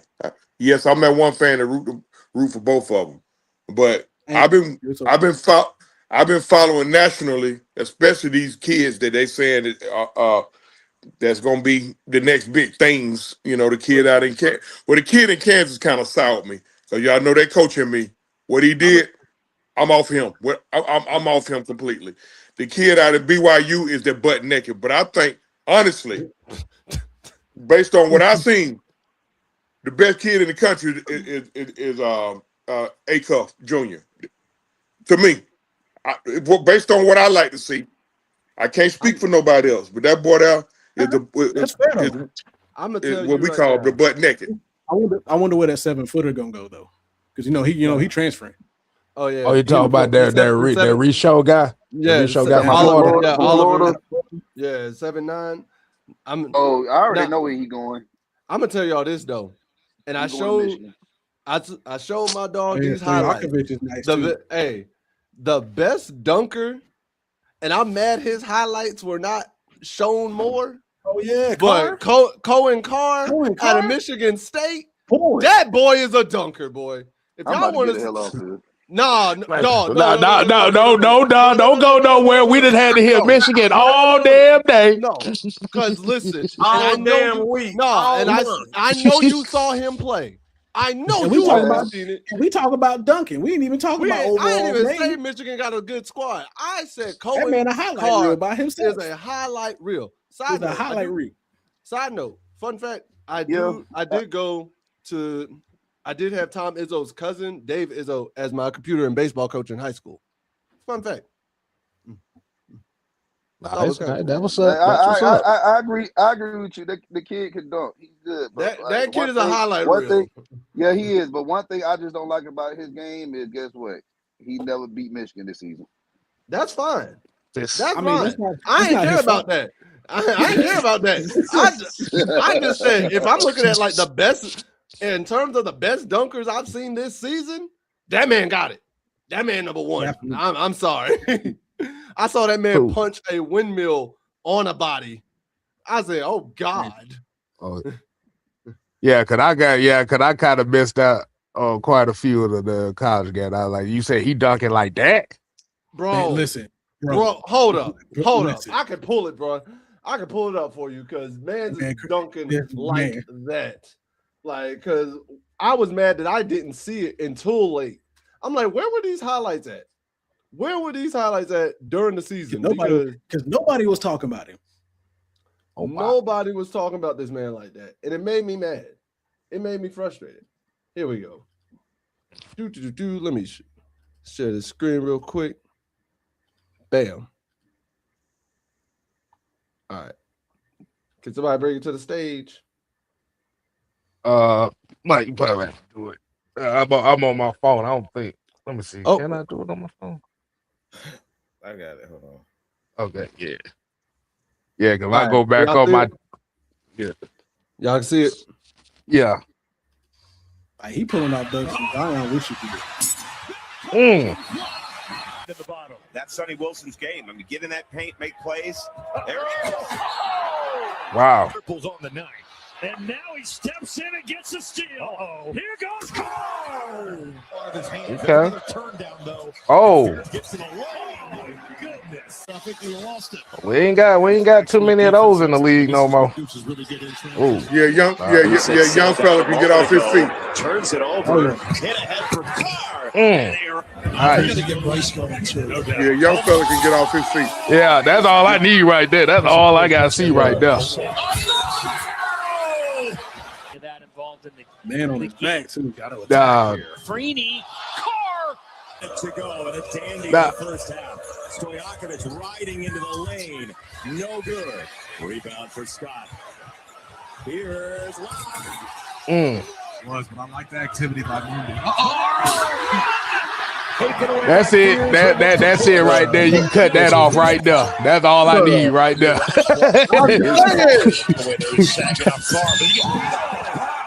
Fellow freshman. All I hear is I just hear the rims. I just hear the rim screaming. That's all I hear.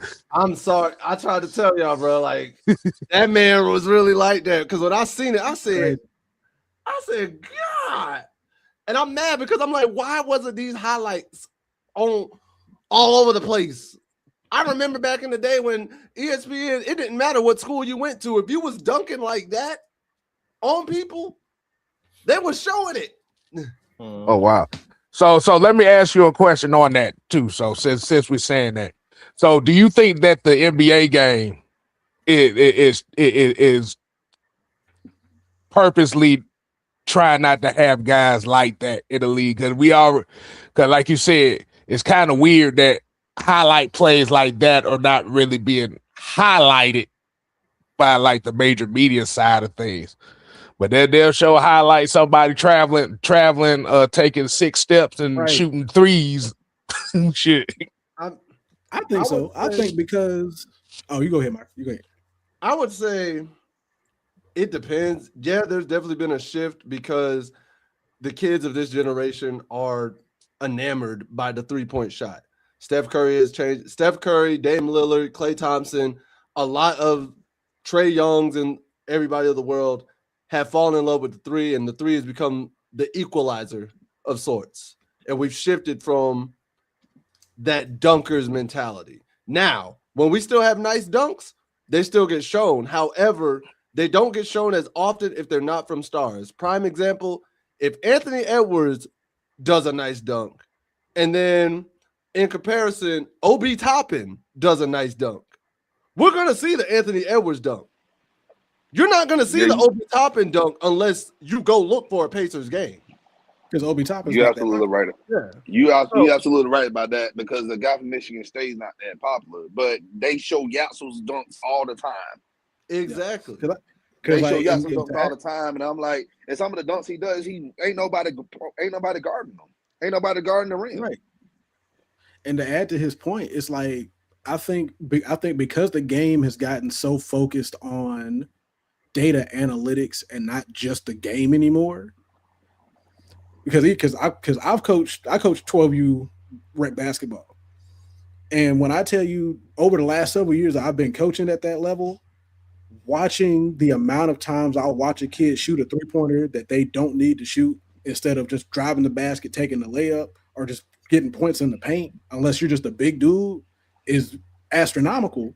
And I have to keep explaining to them, you got to remember, the 3-point shot is a very low percentage shot. My grandson 11, man. My grandson 11. He playing on a 11U basketball team. I'm talking to you, coach. He playing on 11U basketball team.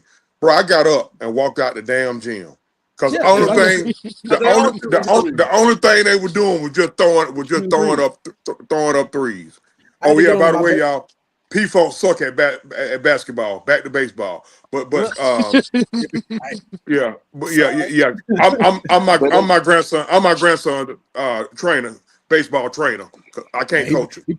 Listen, he better than me. That's the thing. A lot of these kids don't want to be physical anymore, man. Like that's why they don't want to be physical. They'd rather just do finesse. But that's the problem with the analytics thing. Because analytics told NBA that the 3-point shot is the best shot you can take, and completely removed anything from inside the 3-point line. Now you're preaching, boy. Now you're preaching. You're preaching. I got that. Go on, keep going, preaching. Keep going, preaching.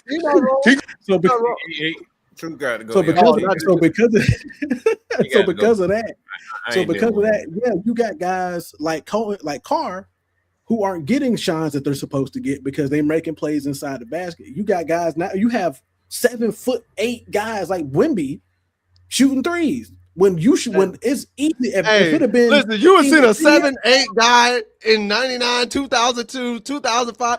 Get your ass in the paint and don't move. Don't you leave this spot. If I see you outside, I wish I would see a back to the back basket fucking center. I like that shit. Don't even look like it's real no more. Because I'm gonna tell y'all, they get called for fouls 99% of the time now. They're fouling for everything for them. They're not real no more. That's not. I don't know if y'all noticed it or not. A lot of these kids that tall, Wemby, Embiid, Jokic, that kind of tall, Gobert, you're gonna start seeing more and more that their life expectancy in the league gonna be short. Listen, their bodies are not made up to play like that. Look at Zion. They got these kids doing wing guard type shit, bro. But they look at all these lower extremity injuries going on with all these bigs. I'm not just making this up. I mean, but their extremity injuries going all over the place because think about it. 3 key injuries we saw in last year's playoffs. You saw Dame Lillard tearing Achilles. That's not a big guy. You saw Jason Tatum tear his Achilles. Not a big guy. You saw Tyrese Halliburton tear his Achilles. And that one hurt me the most because I'm a Pacers fan. Not a big guy. No, hold on. I'm not saying it's only the big guys, but more often than not, you look at these. Man, Joel Embiid ain't gave us a healthy season win in 5 years. Oh no, absolutely not. I agree with you. You What I mean? I agree with you. Like, Wemby already got to sit out games at a time. Look at Kristaps Porzingis. Hell, we don't even know what's wrong with that boy. Like the dude, but for real though, that dude's sick, man. Like Boston told the Hawks, hey, Anthony Davis is the real one. Anthony Davis is the big one. But it's just the style of play now. All this running to the 3-point line and like. I ain't saying that they got to go back to completely 70s and 80s basketball. I get it. That could have been a little boring. But these bigs got to start taking their asses back to that paint a little bit more, bro. But here's the thing because the other problem that I've also noticed is that the game has gotten too fast to have legit bigs anymore.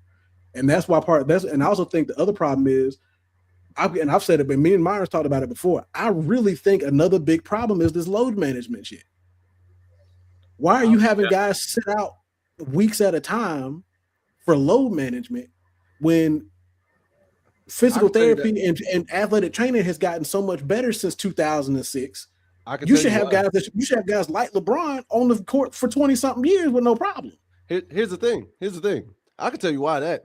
One, you're getting guys to do that 20-year stint because of this low management BS. But they are not practicing as much as they used to in between weeks. They're not practicing like physical practices in between weeks, in between games. Like, okay, I just did a back-to-back. Now we got 3 days off. They're giving those players all 3 days off rather than at least having one practice in between those 3 days. You fucked that up. AAU and travel baseball. I'm a travel baseball coach. We don't practice at all. Travel teams don't mess it up because it's always now. You go to an AAU tournament now. You go to a tournament now. Guess what? Every kid on that team is just like, all right, we just gonna show up and play. I ain't practiced with this dude all week, but now I'm supposed to know his tendencies, know when he's in rhythm. He ain't lying. It ain't gonna make sense.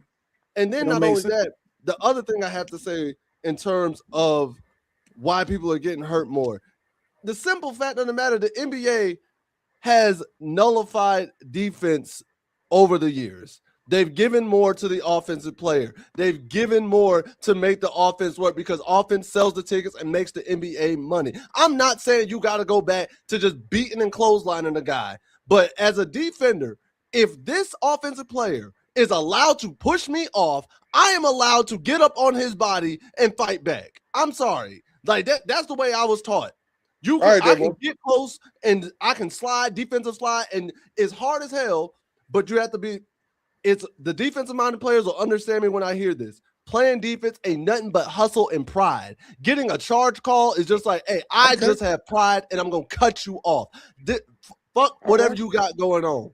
All right, young blood. Okay, young blood. Okay. Okay. Because but that's factual. But it's factual. Coming back. To sit here and watch defense be as lazy as it is and then complain that you don't get what you want is annoying as hell to me. Like, bro, nobody sets a hard hedge. Even the screens on offense, like the big. I remember when you were taught a screen. You're like, hey, yo, you are getting a body on the guy. That's the whole point of a screen, is to make sure you get a body on that guard or that big that you're setting the down screen on. But guess what happens? You are setting a wall to get through so your guy can come off, catch it, and y'all can set up a 2-man. But no, y'all let them cook, man. Let them cook, Mike and Kel. Let them boys cook. I like these boys. Let them cook. Half the time I see a screen, the big man just lets the guard or lets whoever go over the top, then sets another one, and he's like, okay, now I might roll, I might cut, and nobody, that's the one that kills me. Nobody slips a screen or nobody rolls to the basket hard, and it pisses me the fuck off. It pisses me off. They always pop for a 3, bro. I'm sick of it. Slip a screen once in a while. Set a hard screen, then roll to the basket. Bro, because I told you all season when we put me in, coach. Put me in, coach. We got a 12-year-old. Y'all got me ready to suit up. Put me in, coach. So this year I had a 12-year-old that was my height. I got put out again. I got a 12-year-old that was my height, a little bit taller. When I tell you he's the biggest kid on the court, but you out here shooting threes, I look at him, I'm like, dang, I should never, ever, for the rest of this season, see you out here past this 3-point line. If you shoot a 3, it's the end of the game. We already winning. I don't care at that point. But if you have the fact that you are bigger than everybody else in this court, you should be eating every damn game. Because guess what? They gonna move out your way. None of these kids want to be in your way. None of them. And when he figured that out, kids dropping 15, 20 points a game. 16, 15, 17 rebounds a game, easy. Because it's like, I am big. Yeah, you big. Be big. What's going on here, bro? A lot of these kids out here, I know I deal with it in travel baseball. A lot of these kids, their way of practicing is going to see a personal trainer. Mike them know. I coach some rich white kids. Like they drive golf, they drive themselves to practice. Like I got 15s and 16. And only thing they do is they go do batting lessons, hitting lessons, pitching lessons. I actually train catchers, but I mean, my catcher, I just talk to him during the game. We don't during the fall. We practice more during the fall than we do during the regular season. And fall ball is not like we don't practice. Like I get an email the first of May, and it'll give me a roster, and I just get in touch with the kids, and we meet. We'll probably meet down in Fort Myers for Memorial Day. That's it. We might get there a day early and do a walkthrough. Like I literally had to make up my lineup and be like, "Hey, you play short, right? All right, bye, go. Okay. Oh, you the first baseman. Okay. All right. Can you go out here and throw me 3 innings? You know, like that's how I be the first 2 tournaments. I don't even be knowing their names, bro. I'd be like, hey, you. Go ahead, coach. And that's the horrible part about it, because I love baseball. He'll tell you that. I coached from my high school, because I went high school basketball, football, and baseball, and I hate it. And especially for baseball, I hate it because you need that connection for baseball. Shortstop and a second baseman need that connection. A first baseman and a catcher, or a third baseman and a catcher, need that connection. A pitcher and a catcher need that connection. I need to know when I can go home, when I can go third, when I can try this double play. I need to know you're in your shift, in your spot, out of your spot, and even in the outfield. I need to know if my right fielder is slow. If I'm center fielder, I need to know if my right fielder is the slow one or my left fielder is the slow one. Who got the best arm out here? Who can do to your point? Yeah, to your point, what I do when I do practice is listen. Don't ask for no BP. Y'all gonna do that anyway at the cage and with your trainer. We ain't gonna do no ground balls, no fly balls or nothing. We finna go. I do game situations. That's it. My practices are game situations. Bases loaded, nobody out. This guy can't score. Let's go. I'll force feed a drill like that for at least an hour. We cannot get like the kids begin impatient. The parents be like, "What the hell?" Yeah, I literally have to do that now. Like do a game situation, double cut. I'm gonna tell you that's something else that's big. Double cut. Like you'll find out how many games you'll lose because you can't even hit the damn cutoff, man. It's like, Like bro, hit your cutoff and we can get there. And it sucks because that essence of travel ball and AAU, I don't like it. That's not how I was ever taught. Like when I was coming up in terms of practice, it's like I at least was practicing a good amount when I did play. Fighting a losing battle, bro. Yeah. You're fighting a losing battle because right now, the only thing they care about is the eyeball test. Like, how many tournaments can I get to? What's the biggest? All they care about is like lifting lunch. This new lifting lunch. A kid can go up there, he can strike out looking bad 4 times in a game, but if you put one in the parking lot, now you got scouts from Notre Dame, Clemson, Georgia, Florida State. Everybody want to talk to his parents, but he doesn't look bad 3 times on a slider. But and to your point, I was at work today. Baby Gronk got brought up. I watched 2 videos of Baby Gronk and was immediately annoyed with him because in my opinion, I can see you at these 7-on-7 tournaments all day long, but until I see you do what you do out here in pads on the field in a game time situation, you ain't doing nothing for me. Until I see you actually do it on the field with the pads on, going live game time where people was actually going to hit you, you have done nothing in my opinion. All you doing is skeleton. That's why I'm not a fan of 7-on-7. That's 7-on-7 that ruined. The 7-on-7 to me. It done ruined football big time. Because to me, 7-on-7 makes especially for receivers, 7-on-7 makes you think you're nicer than you are because nobody can touch you. If you put like 7-on-7 makes quarterbacks look better than what they may be. Because nobody's rushing them. They got time. They got a simulated 5 seconds, 3 seconds, or whatever, but they got time. They don't have to actually move within their pocket, step up or back out or anything like that. You throw some pads on. There's a reason why people will call certain players a scout team player on 7-on-7 because they know once coach says we can go full pads and I'm hitting you on this slant, or that quarterback is forced to sit there and adjust because a rush just got off his tackle and is in his face immediately. Now you look completely different. Now you're not a superstar. Because I'm cool with the 7-on-7 camps. If you're doing it, okay, let me get my name out there real quick. Let me see people. Let me talk to people out here, blah, blah, blah, blah, blah, so that scouts can come and watch me play. I'm cool with that. For timing, 7-on-7 good for timing. But if you out there using that as legitimate game film, and that's what you using to send the scouts to get your scholarships, that's what they're doing, bro. That's what they're doing. Yeah. I need you to send me, if you play football for real, if you say you play 11-on-11 football, I need 11-on-11 game film. I need to see you in a helmet with pads on doing the same thing that I saw you at this camp doing. So that way, when I say, hey, I'm bringing this kid in, it's undeniable that your on-field skill with or without the pads match up. I'm not going because I used to go out on 7-on-7s during spring practice and all that and look fantastic. Now that I look as good on with the pads on, no, because there's situations where I won't get the ball. But if I'm gonna get a pass, I was at least gonna catch it. I'm gonna at least look good with it. But I just don't understand. At the end of the day, like everything's just gotten soft. Everything's just gotten soft because offense sells, defense doesn't. You see it with the NFL; they took away defensive hits, and I get some of them. Yes, you got to penalize and do certain things, but football is a contact sport. It happens. That's the name of the game. Like I get making it safer, but there are certain aspects you just can't take away from the game, and you're not playing football no more.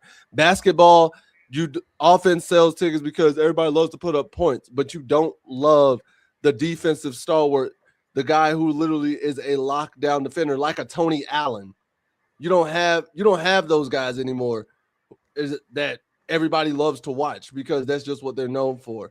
And even in baseball, like to Coach's point up there, you can have a guy like Aaron Judge go 1 of 5, 1 home run. Everybody considers him great, but you get a master class like Game 7 of the 2013 World Series where Tim Lincecum throws a beautiful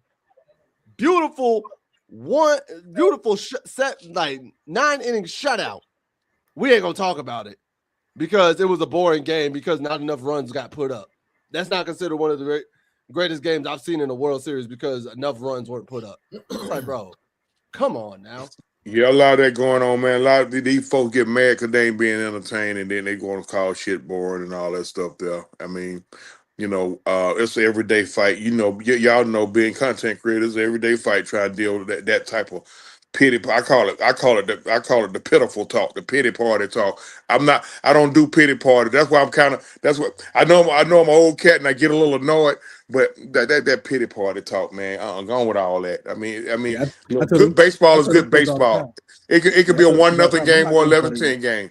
Good football is good football. It could be a 10-7 game or a 30-27 game, and so on and so forth with basketball. Folks just people pick and choose what they want to overthink. You know what I mean? Like, because we used to see Baltimore Ravens and Steelers games. Those might be like 12-9 games, but that's the best football ever. Nobody's going to sit there and say that wasn't entertaining. Like, nobody's going to sit there and say those weren't good games. Like, we're not going to one side the Ravens had Ray Lewis and the Steelers had Troy Polamalu. Like, you knew those guys were going to do something crazy in the game.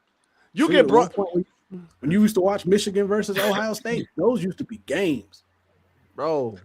I'm saying. It's one thing about playing in Mercedes-Benz Stadium. Listen, man, I miss the outdoor. I miss the outdoor because see, I'm old enough to have went to games at Fulton County, and I miss the out. I really wish they leave that roof open. Or leave that roof open a little bit more, but I get it. I understand, but no, Matt gonna keep it open more often now because I was introduced with Georgia. Yeah, Matt said that in the interview, this was before he became president. He was still working for CBS because we were playing Miami, and I went to that game when we played the Dolphins, and the roof was closed. It was raining outside. He was like, "Open the damn roof." Let it rain. Just open the roof. Like let it Miami's a team that don't like the cold weather. You get to use that to our advantage. This is one of the reasons why he's the president of our football team now, because he understands football.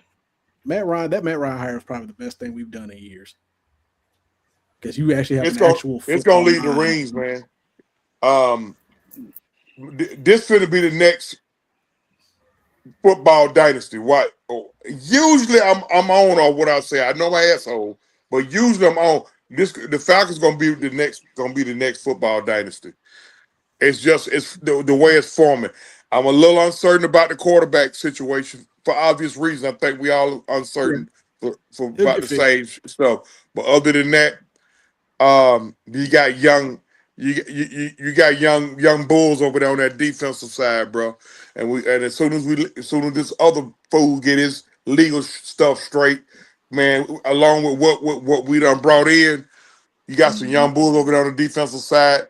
You got your franchise running back, your franchise tight end and receiver. If you decide to keep them, you got a top 7 to 10 old line. We just got to find a replacement for Jake Matthews, because Jake probably got Jake long in the tooth over there. Jake long in the tooth over there, so he's still balling out. Jake is just being a solid pro. Yeah, he ain't gonna do nothing that just gonna wow you, but he just gonna be a solid pro. He gonna do his job, get in, do his job, go home. Yeah, that's it. And he done restructured more than anybody in team history. Yeah. I'm waiting to see if that Jack Nelson draft pick pans out or not. I don't know why we still put him in right tackle when he played left tackle in college. When did we draft Nelson? 24? That was last year. He was in his previous draft with Billy. Okay, Jack Nelson. Okay. Yeah. Hey, what's good to the water cooler boys, man? How y'all doing, man? I was on their show this past Monday. Yeah, what's happening? No. But yeah, like y'all was talking on that basketball talk, I kind of wanted to ask y'all a question on that as well. So I think we all in agreement that Adam Silver single-handedly destroyed the NBA. Can you say that? I Yeah, can't say he had some help, but he had some help. He had some help, but he was a major proponent. Yeah, I'll give it. I think that's what I meant to say. Cause I can't stand that motherfucker, so I want to put the blame all on him. But it's okay. Yeah. It's happening on his watch. It's happening on his watch. Since he's the captain of the ship, he does get the blame. Since he's captain of the ship, he does get the blame for it. Now, are there other aspects that you haven't really done anything to correct the ship any? So, I think the de facto face of the league, the de facto face of the league, got to share some blame as well. In my opinion, that's just my opinion. Because I know how people get so tight ass when you talk about LeBron, but I think LeBron played a major part in how this league took a nosedive as well. It's just my opinion. Yeah, I can agree. I don't have nothing factual. I don't have nothing factual on that. Just my opinion. I mean, when you actually kind of look at it, it's like a lack of rivalries too. That also kind of ain't no rivalry. Well. Here's the thing. Everybody cool with each other. Here's the thing. Definitely, I agree that everybody's cool with each other, and you ain't got guys who don't beef anymore. Just like, hey, yo, I don't like you like that. And it's more so there's a certain level of respect in a rivalry. Like, yeah, I'm gonna talk trash to you. I respect you as a hooper, but I don't rock with you. I don't rock with you, dog. Cats couldn't stand each other. Yeah, I can't Them stand cats couldn't stand each other. Like, do you understand? One of my favorite players was Kevin Garnett. And Kevin that's my second favorite player right there. Kevin Garnett used to say some out-of-pocket things that would cause rivalries. To this day, the wildest thing I've ever heard this man say on a basketball court was when he called Charlie Villanueva a cancer patient, a sick cancer patient. How about him telling Melo how his old lady tastes? Oh yeah, and guess what? I love that story. I love when Iman Shumpert tells that story because he's just like, Melo. Over basketball? That almost turned bad. That almost turned bad because Mike Woodson had to come from the dressing room to kill it because Melo had two of his folks with him. And they were ready to go up on that bus and get KG off that bus. Like that's what you call rivalry, that Jack. That's what you call don't like each other. I think what makes it worse is that they got bringing back D'Angelo Malone. You said exactly. So I like D'Angelo Malone as a special teams guy. And he'll make a play every now and again as a rotational guy, but I think this is probably his last year. I think if he don't show up this year, he's gone for sure. Yeah, you need. I thought he was gone already. I thought Debo was already gone. They just brought him. They brought him back. Yeah. Oh, that's good. I like Debo in the rotation. Yeah, like I said, we haven't really seen much of him. I mean, like I said, that's just another one of those. Get used enough. He might get more shine this year now that because JPJ ain't playing this season. I don't care what nobody say. That man is not playing this season. If he do, it's a damn miracle. If he do, not really. Because here's the thing. Not really. The league ain't got no stance on morals and conduct. I'm just being honest. But we knew that. I mean, we've known that, but to the extent that he's gotten, like, this is just out of pocket, bro. Like, there ain't no way he needs to be. I mean, we all know that. I think this is the first time we've had a player with this many charges at once. Because most of the time, if it's either aggravated assault, DV, maybe drunk driving. It's normally one or two single things together. This man got 5. He can buy a way out of it, though. I mean, they dropped one of the major charges. When they dropped that aggravated assault on the police officer, Once they drop that, that's gonna free everything else up. They ain't gonna be able to pay her off. They're gonna pay her off. That's it. Him. Take this little $250,000. See you later. Because the reality of it is he's a first-time offender. So he's not gonna serve no time. They also said that man they also said they offered $75,000 for him to come see him, and he was offering to pay her another $100,000 or $200,000 to stay in a relationship with him. Not only you out here trying to prostitute. He's better than me. Oh bullshit. He better than me. He better to than stay me. in a relationship. Oh bullshit. $200K. I wish I would have talked to him. But that's that whole but that's that shit. That's what I talk about. That situation like and I know you say truth is like he got a lot of people that's depending on him. They scared to tell him no. They're But I'm scared like, to tell me that he wrong. I'm They're scared like, to tell me that he wrong because he probably free with his money like that. He probably cat. He pay for everything and all that stuff there. So anybody who around him, who need him, who's in need of him, they see he doing dumb shit. They see he effing up. But they scared to tell him that he out of pocket. Because if I tell him he out of pocket, I'm gonna make a bad. I'm gonna piss him off. Now he finna cut me off.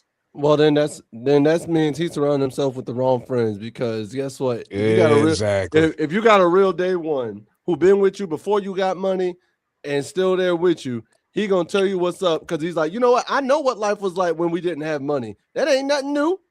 We done been there, done that. Like I'm okay. You take me back to my normal. You know, another thing a real friend would have told him, bro, you were a first-round draft pick. You could get any woman. When I tell you there's 100 other ones of her. You the prize, bro. You the prize, not her. Exactly. Hey, go to Miami. She make $80,000 a year, bro. Go to Hollywood. You easily could have found you one. You could have anywhere. Go to San Antonio. You could have went Philly, Chicago. He play here in Atlanta, bro. He play here in Atlanta.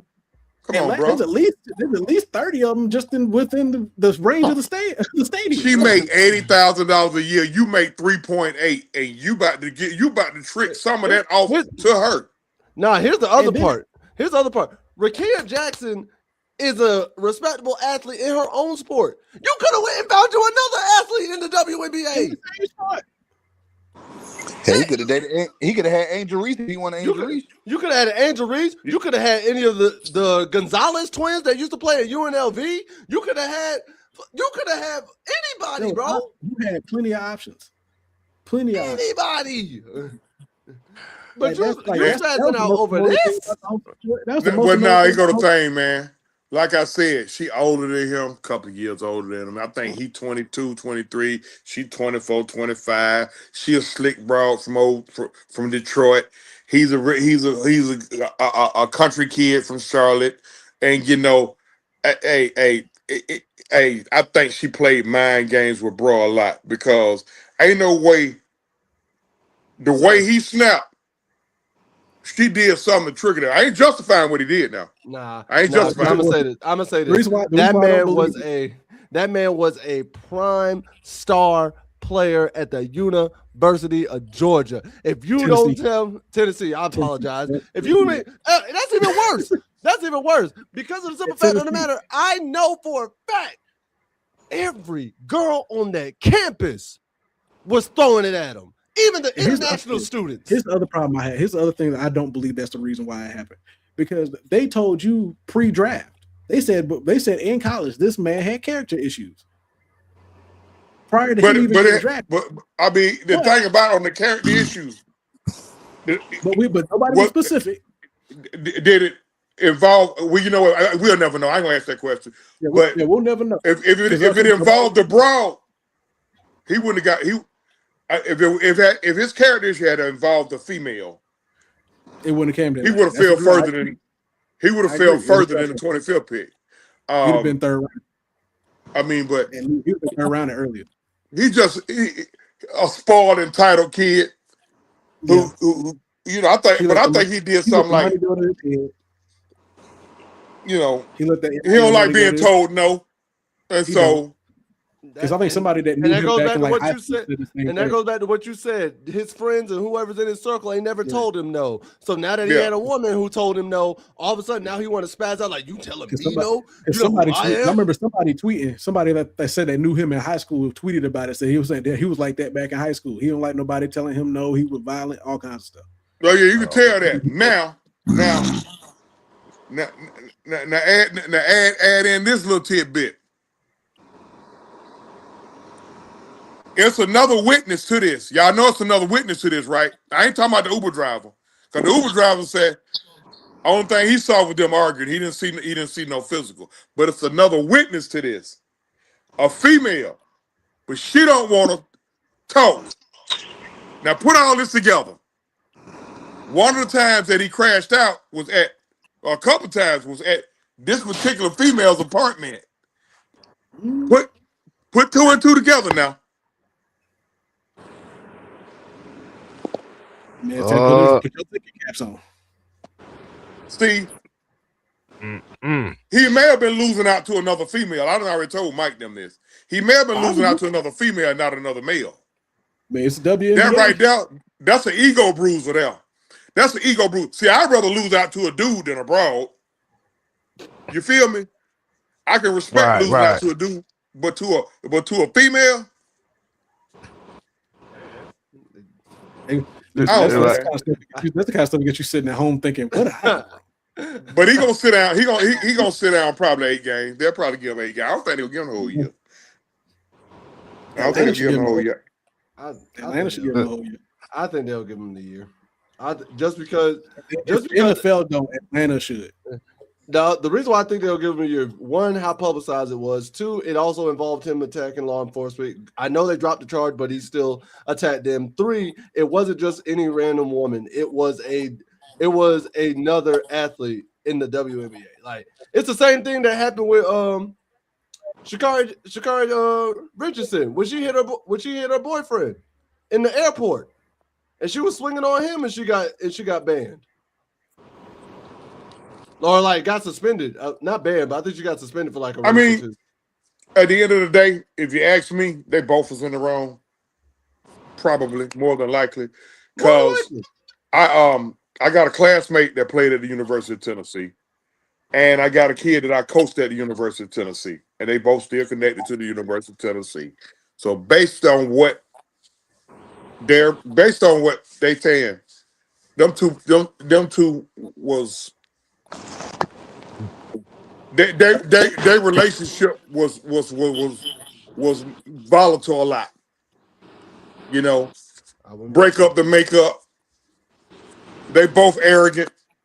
You got the star of the football team dating the star of the women's basketball team. Yeah, they the big wigs on campus. She had a similar situation when she played at Mississippi State with a Mississippi State baseball player. All that type stuff coming out now. For sure. Her first 911 call she made on November the 24th. On November the 24th. You made a total of 7 911 calls, and he never got locked up once. That's something to think about. That's something to think about. I'm also gonna put that on law enforcement though too, because we kind of know their tendency to respond, especially when people of color are involved. Yeah. Now, check this out. The first call was made November 24th. The second call, hold on. The first call made November 24th. December 23rd, I seen the video. She had a jersey retirement ceremony in Detroit. Guess who was with her? If you call 911, see when the 911 call happens, it's supposed to be over right there. Like, that's it. Like, ain't no coming back, because now you don't put them folks on me. So now ain't no coming back from that. So why are they still around each other on December the 23rd at her jersey retirement ceremony? With her, his mom, her mama, her daddy, her little annoying brother, and the dog. She had him watching the damn dog. Like, wait a minute now. If you so terrified of this man, how you so terrified of this man? You started calling 911 on him 1 month, you're together with him the next month, and now a month and a half later, you back terrified of him again. Come on, man. Also to your point, if she's willing to call 911 of you, why are you still with that woman? Hence why you. It's twofold. That goes back to the folks that's around them. That's all. Yeah, same thing. That goes back to the folks that's around them. We all got that question. Like, bro, what are you thinking about? I appreciate y'all for letting me on. I gotta get going. That's cool. We got to wrap it up anyway. Yeah. Cause I gotta get up in about 4 hours to go to work. So I'm gonna be up all night. So if y'all brothers want to talk the truth, I'm gonna be up all night. Y'all brothers want to talk the truth? Yeah. Nah.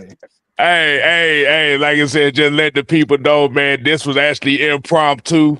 Hey, Joel, hey, man, I definitely appreciate y'all coming in. Hey, we definitely appreciate y'all, Myron, Joel. Y'all welcome back. We gotta have them come back, bro. We gotta have them come back. We're doing our draft show in a few weeks, man. We down for it. Yeah, man. There you go. Yeah, we gotta have them come back. Y'all some very knowledgeable brothers, man. I like how y'all bring it, bro. Straight up. I like how y'all bring it. Hey, this show was so good, I forgot to eat my cornbread, man. God, dog. Wait. Yeah. Oh, wait. You know what? See, this is the first. Don forgot to eat. Oh my God! See, y'all got me muted. Y'all got me muted 8 times. That's how good y'all are. Y'all got me muted 8 times and got kicked off the show 1 time. Hey, man, we loving it, man. Hey, so, let them know. Let the people know where they can find y'all, man. And like you said, man, go ahead and plug yourselves away. Hey, appreciate y'all once again for having us on. It's Myron and Joel from the North Carolina Live Podcast of the Voice of College Football. We are on every Tuesday, 9 p.m. Check us out. There you go. Can you drop your channel, man? I got you. Yeah, I'll drop the channel in the comment section. All right, I got you, bro. I'm following, bro. You got to follow. And then not only that, y'all also check out our personal channel too. Ricebox 26 right over there. Tornado McCray. We have other content too that we have out there. Appreciate all y'all for having us on here, and appreciate y'all for reaching out and just extending the invite. Like, hey man, no problem, man. That was great being here, man. We loved it. Hey man, no problem. Just DM me those y'all personal YouTube channel. Yeah. Because you got to follow from me too. Once we get the links and stuff. Y'all earned a follow from old Hell Raising Truth. Appreciate it. Gotcha. Yeah, we gonna catch the rest of the hell when we get off of here. So hey, hey man, we definitely appreciate it, man. So like I said, man, y'all continue to follow the Heavy Hitters Live. So as truthful as we close it out, all we gotta do is say this: we ain't here to play. We here to stay. Where the hell Mike go? He done missed his lines already. All right. You ain't got to go home. But you got to get the hell up out of here. And that ain't nothing but the truth, the whole truth, and nothing but the truth. Hit them buttons, y'all.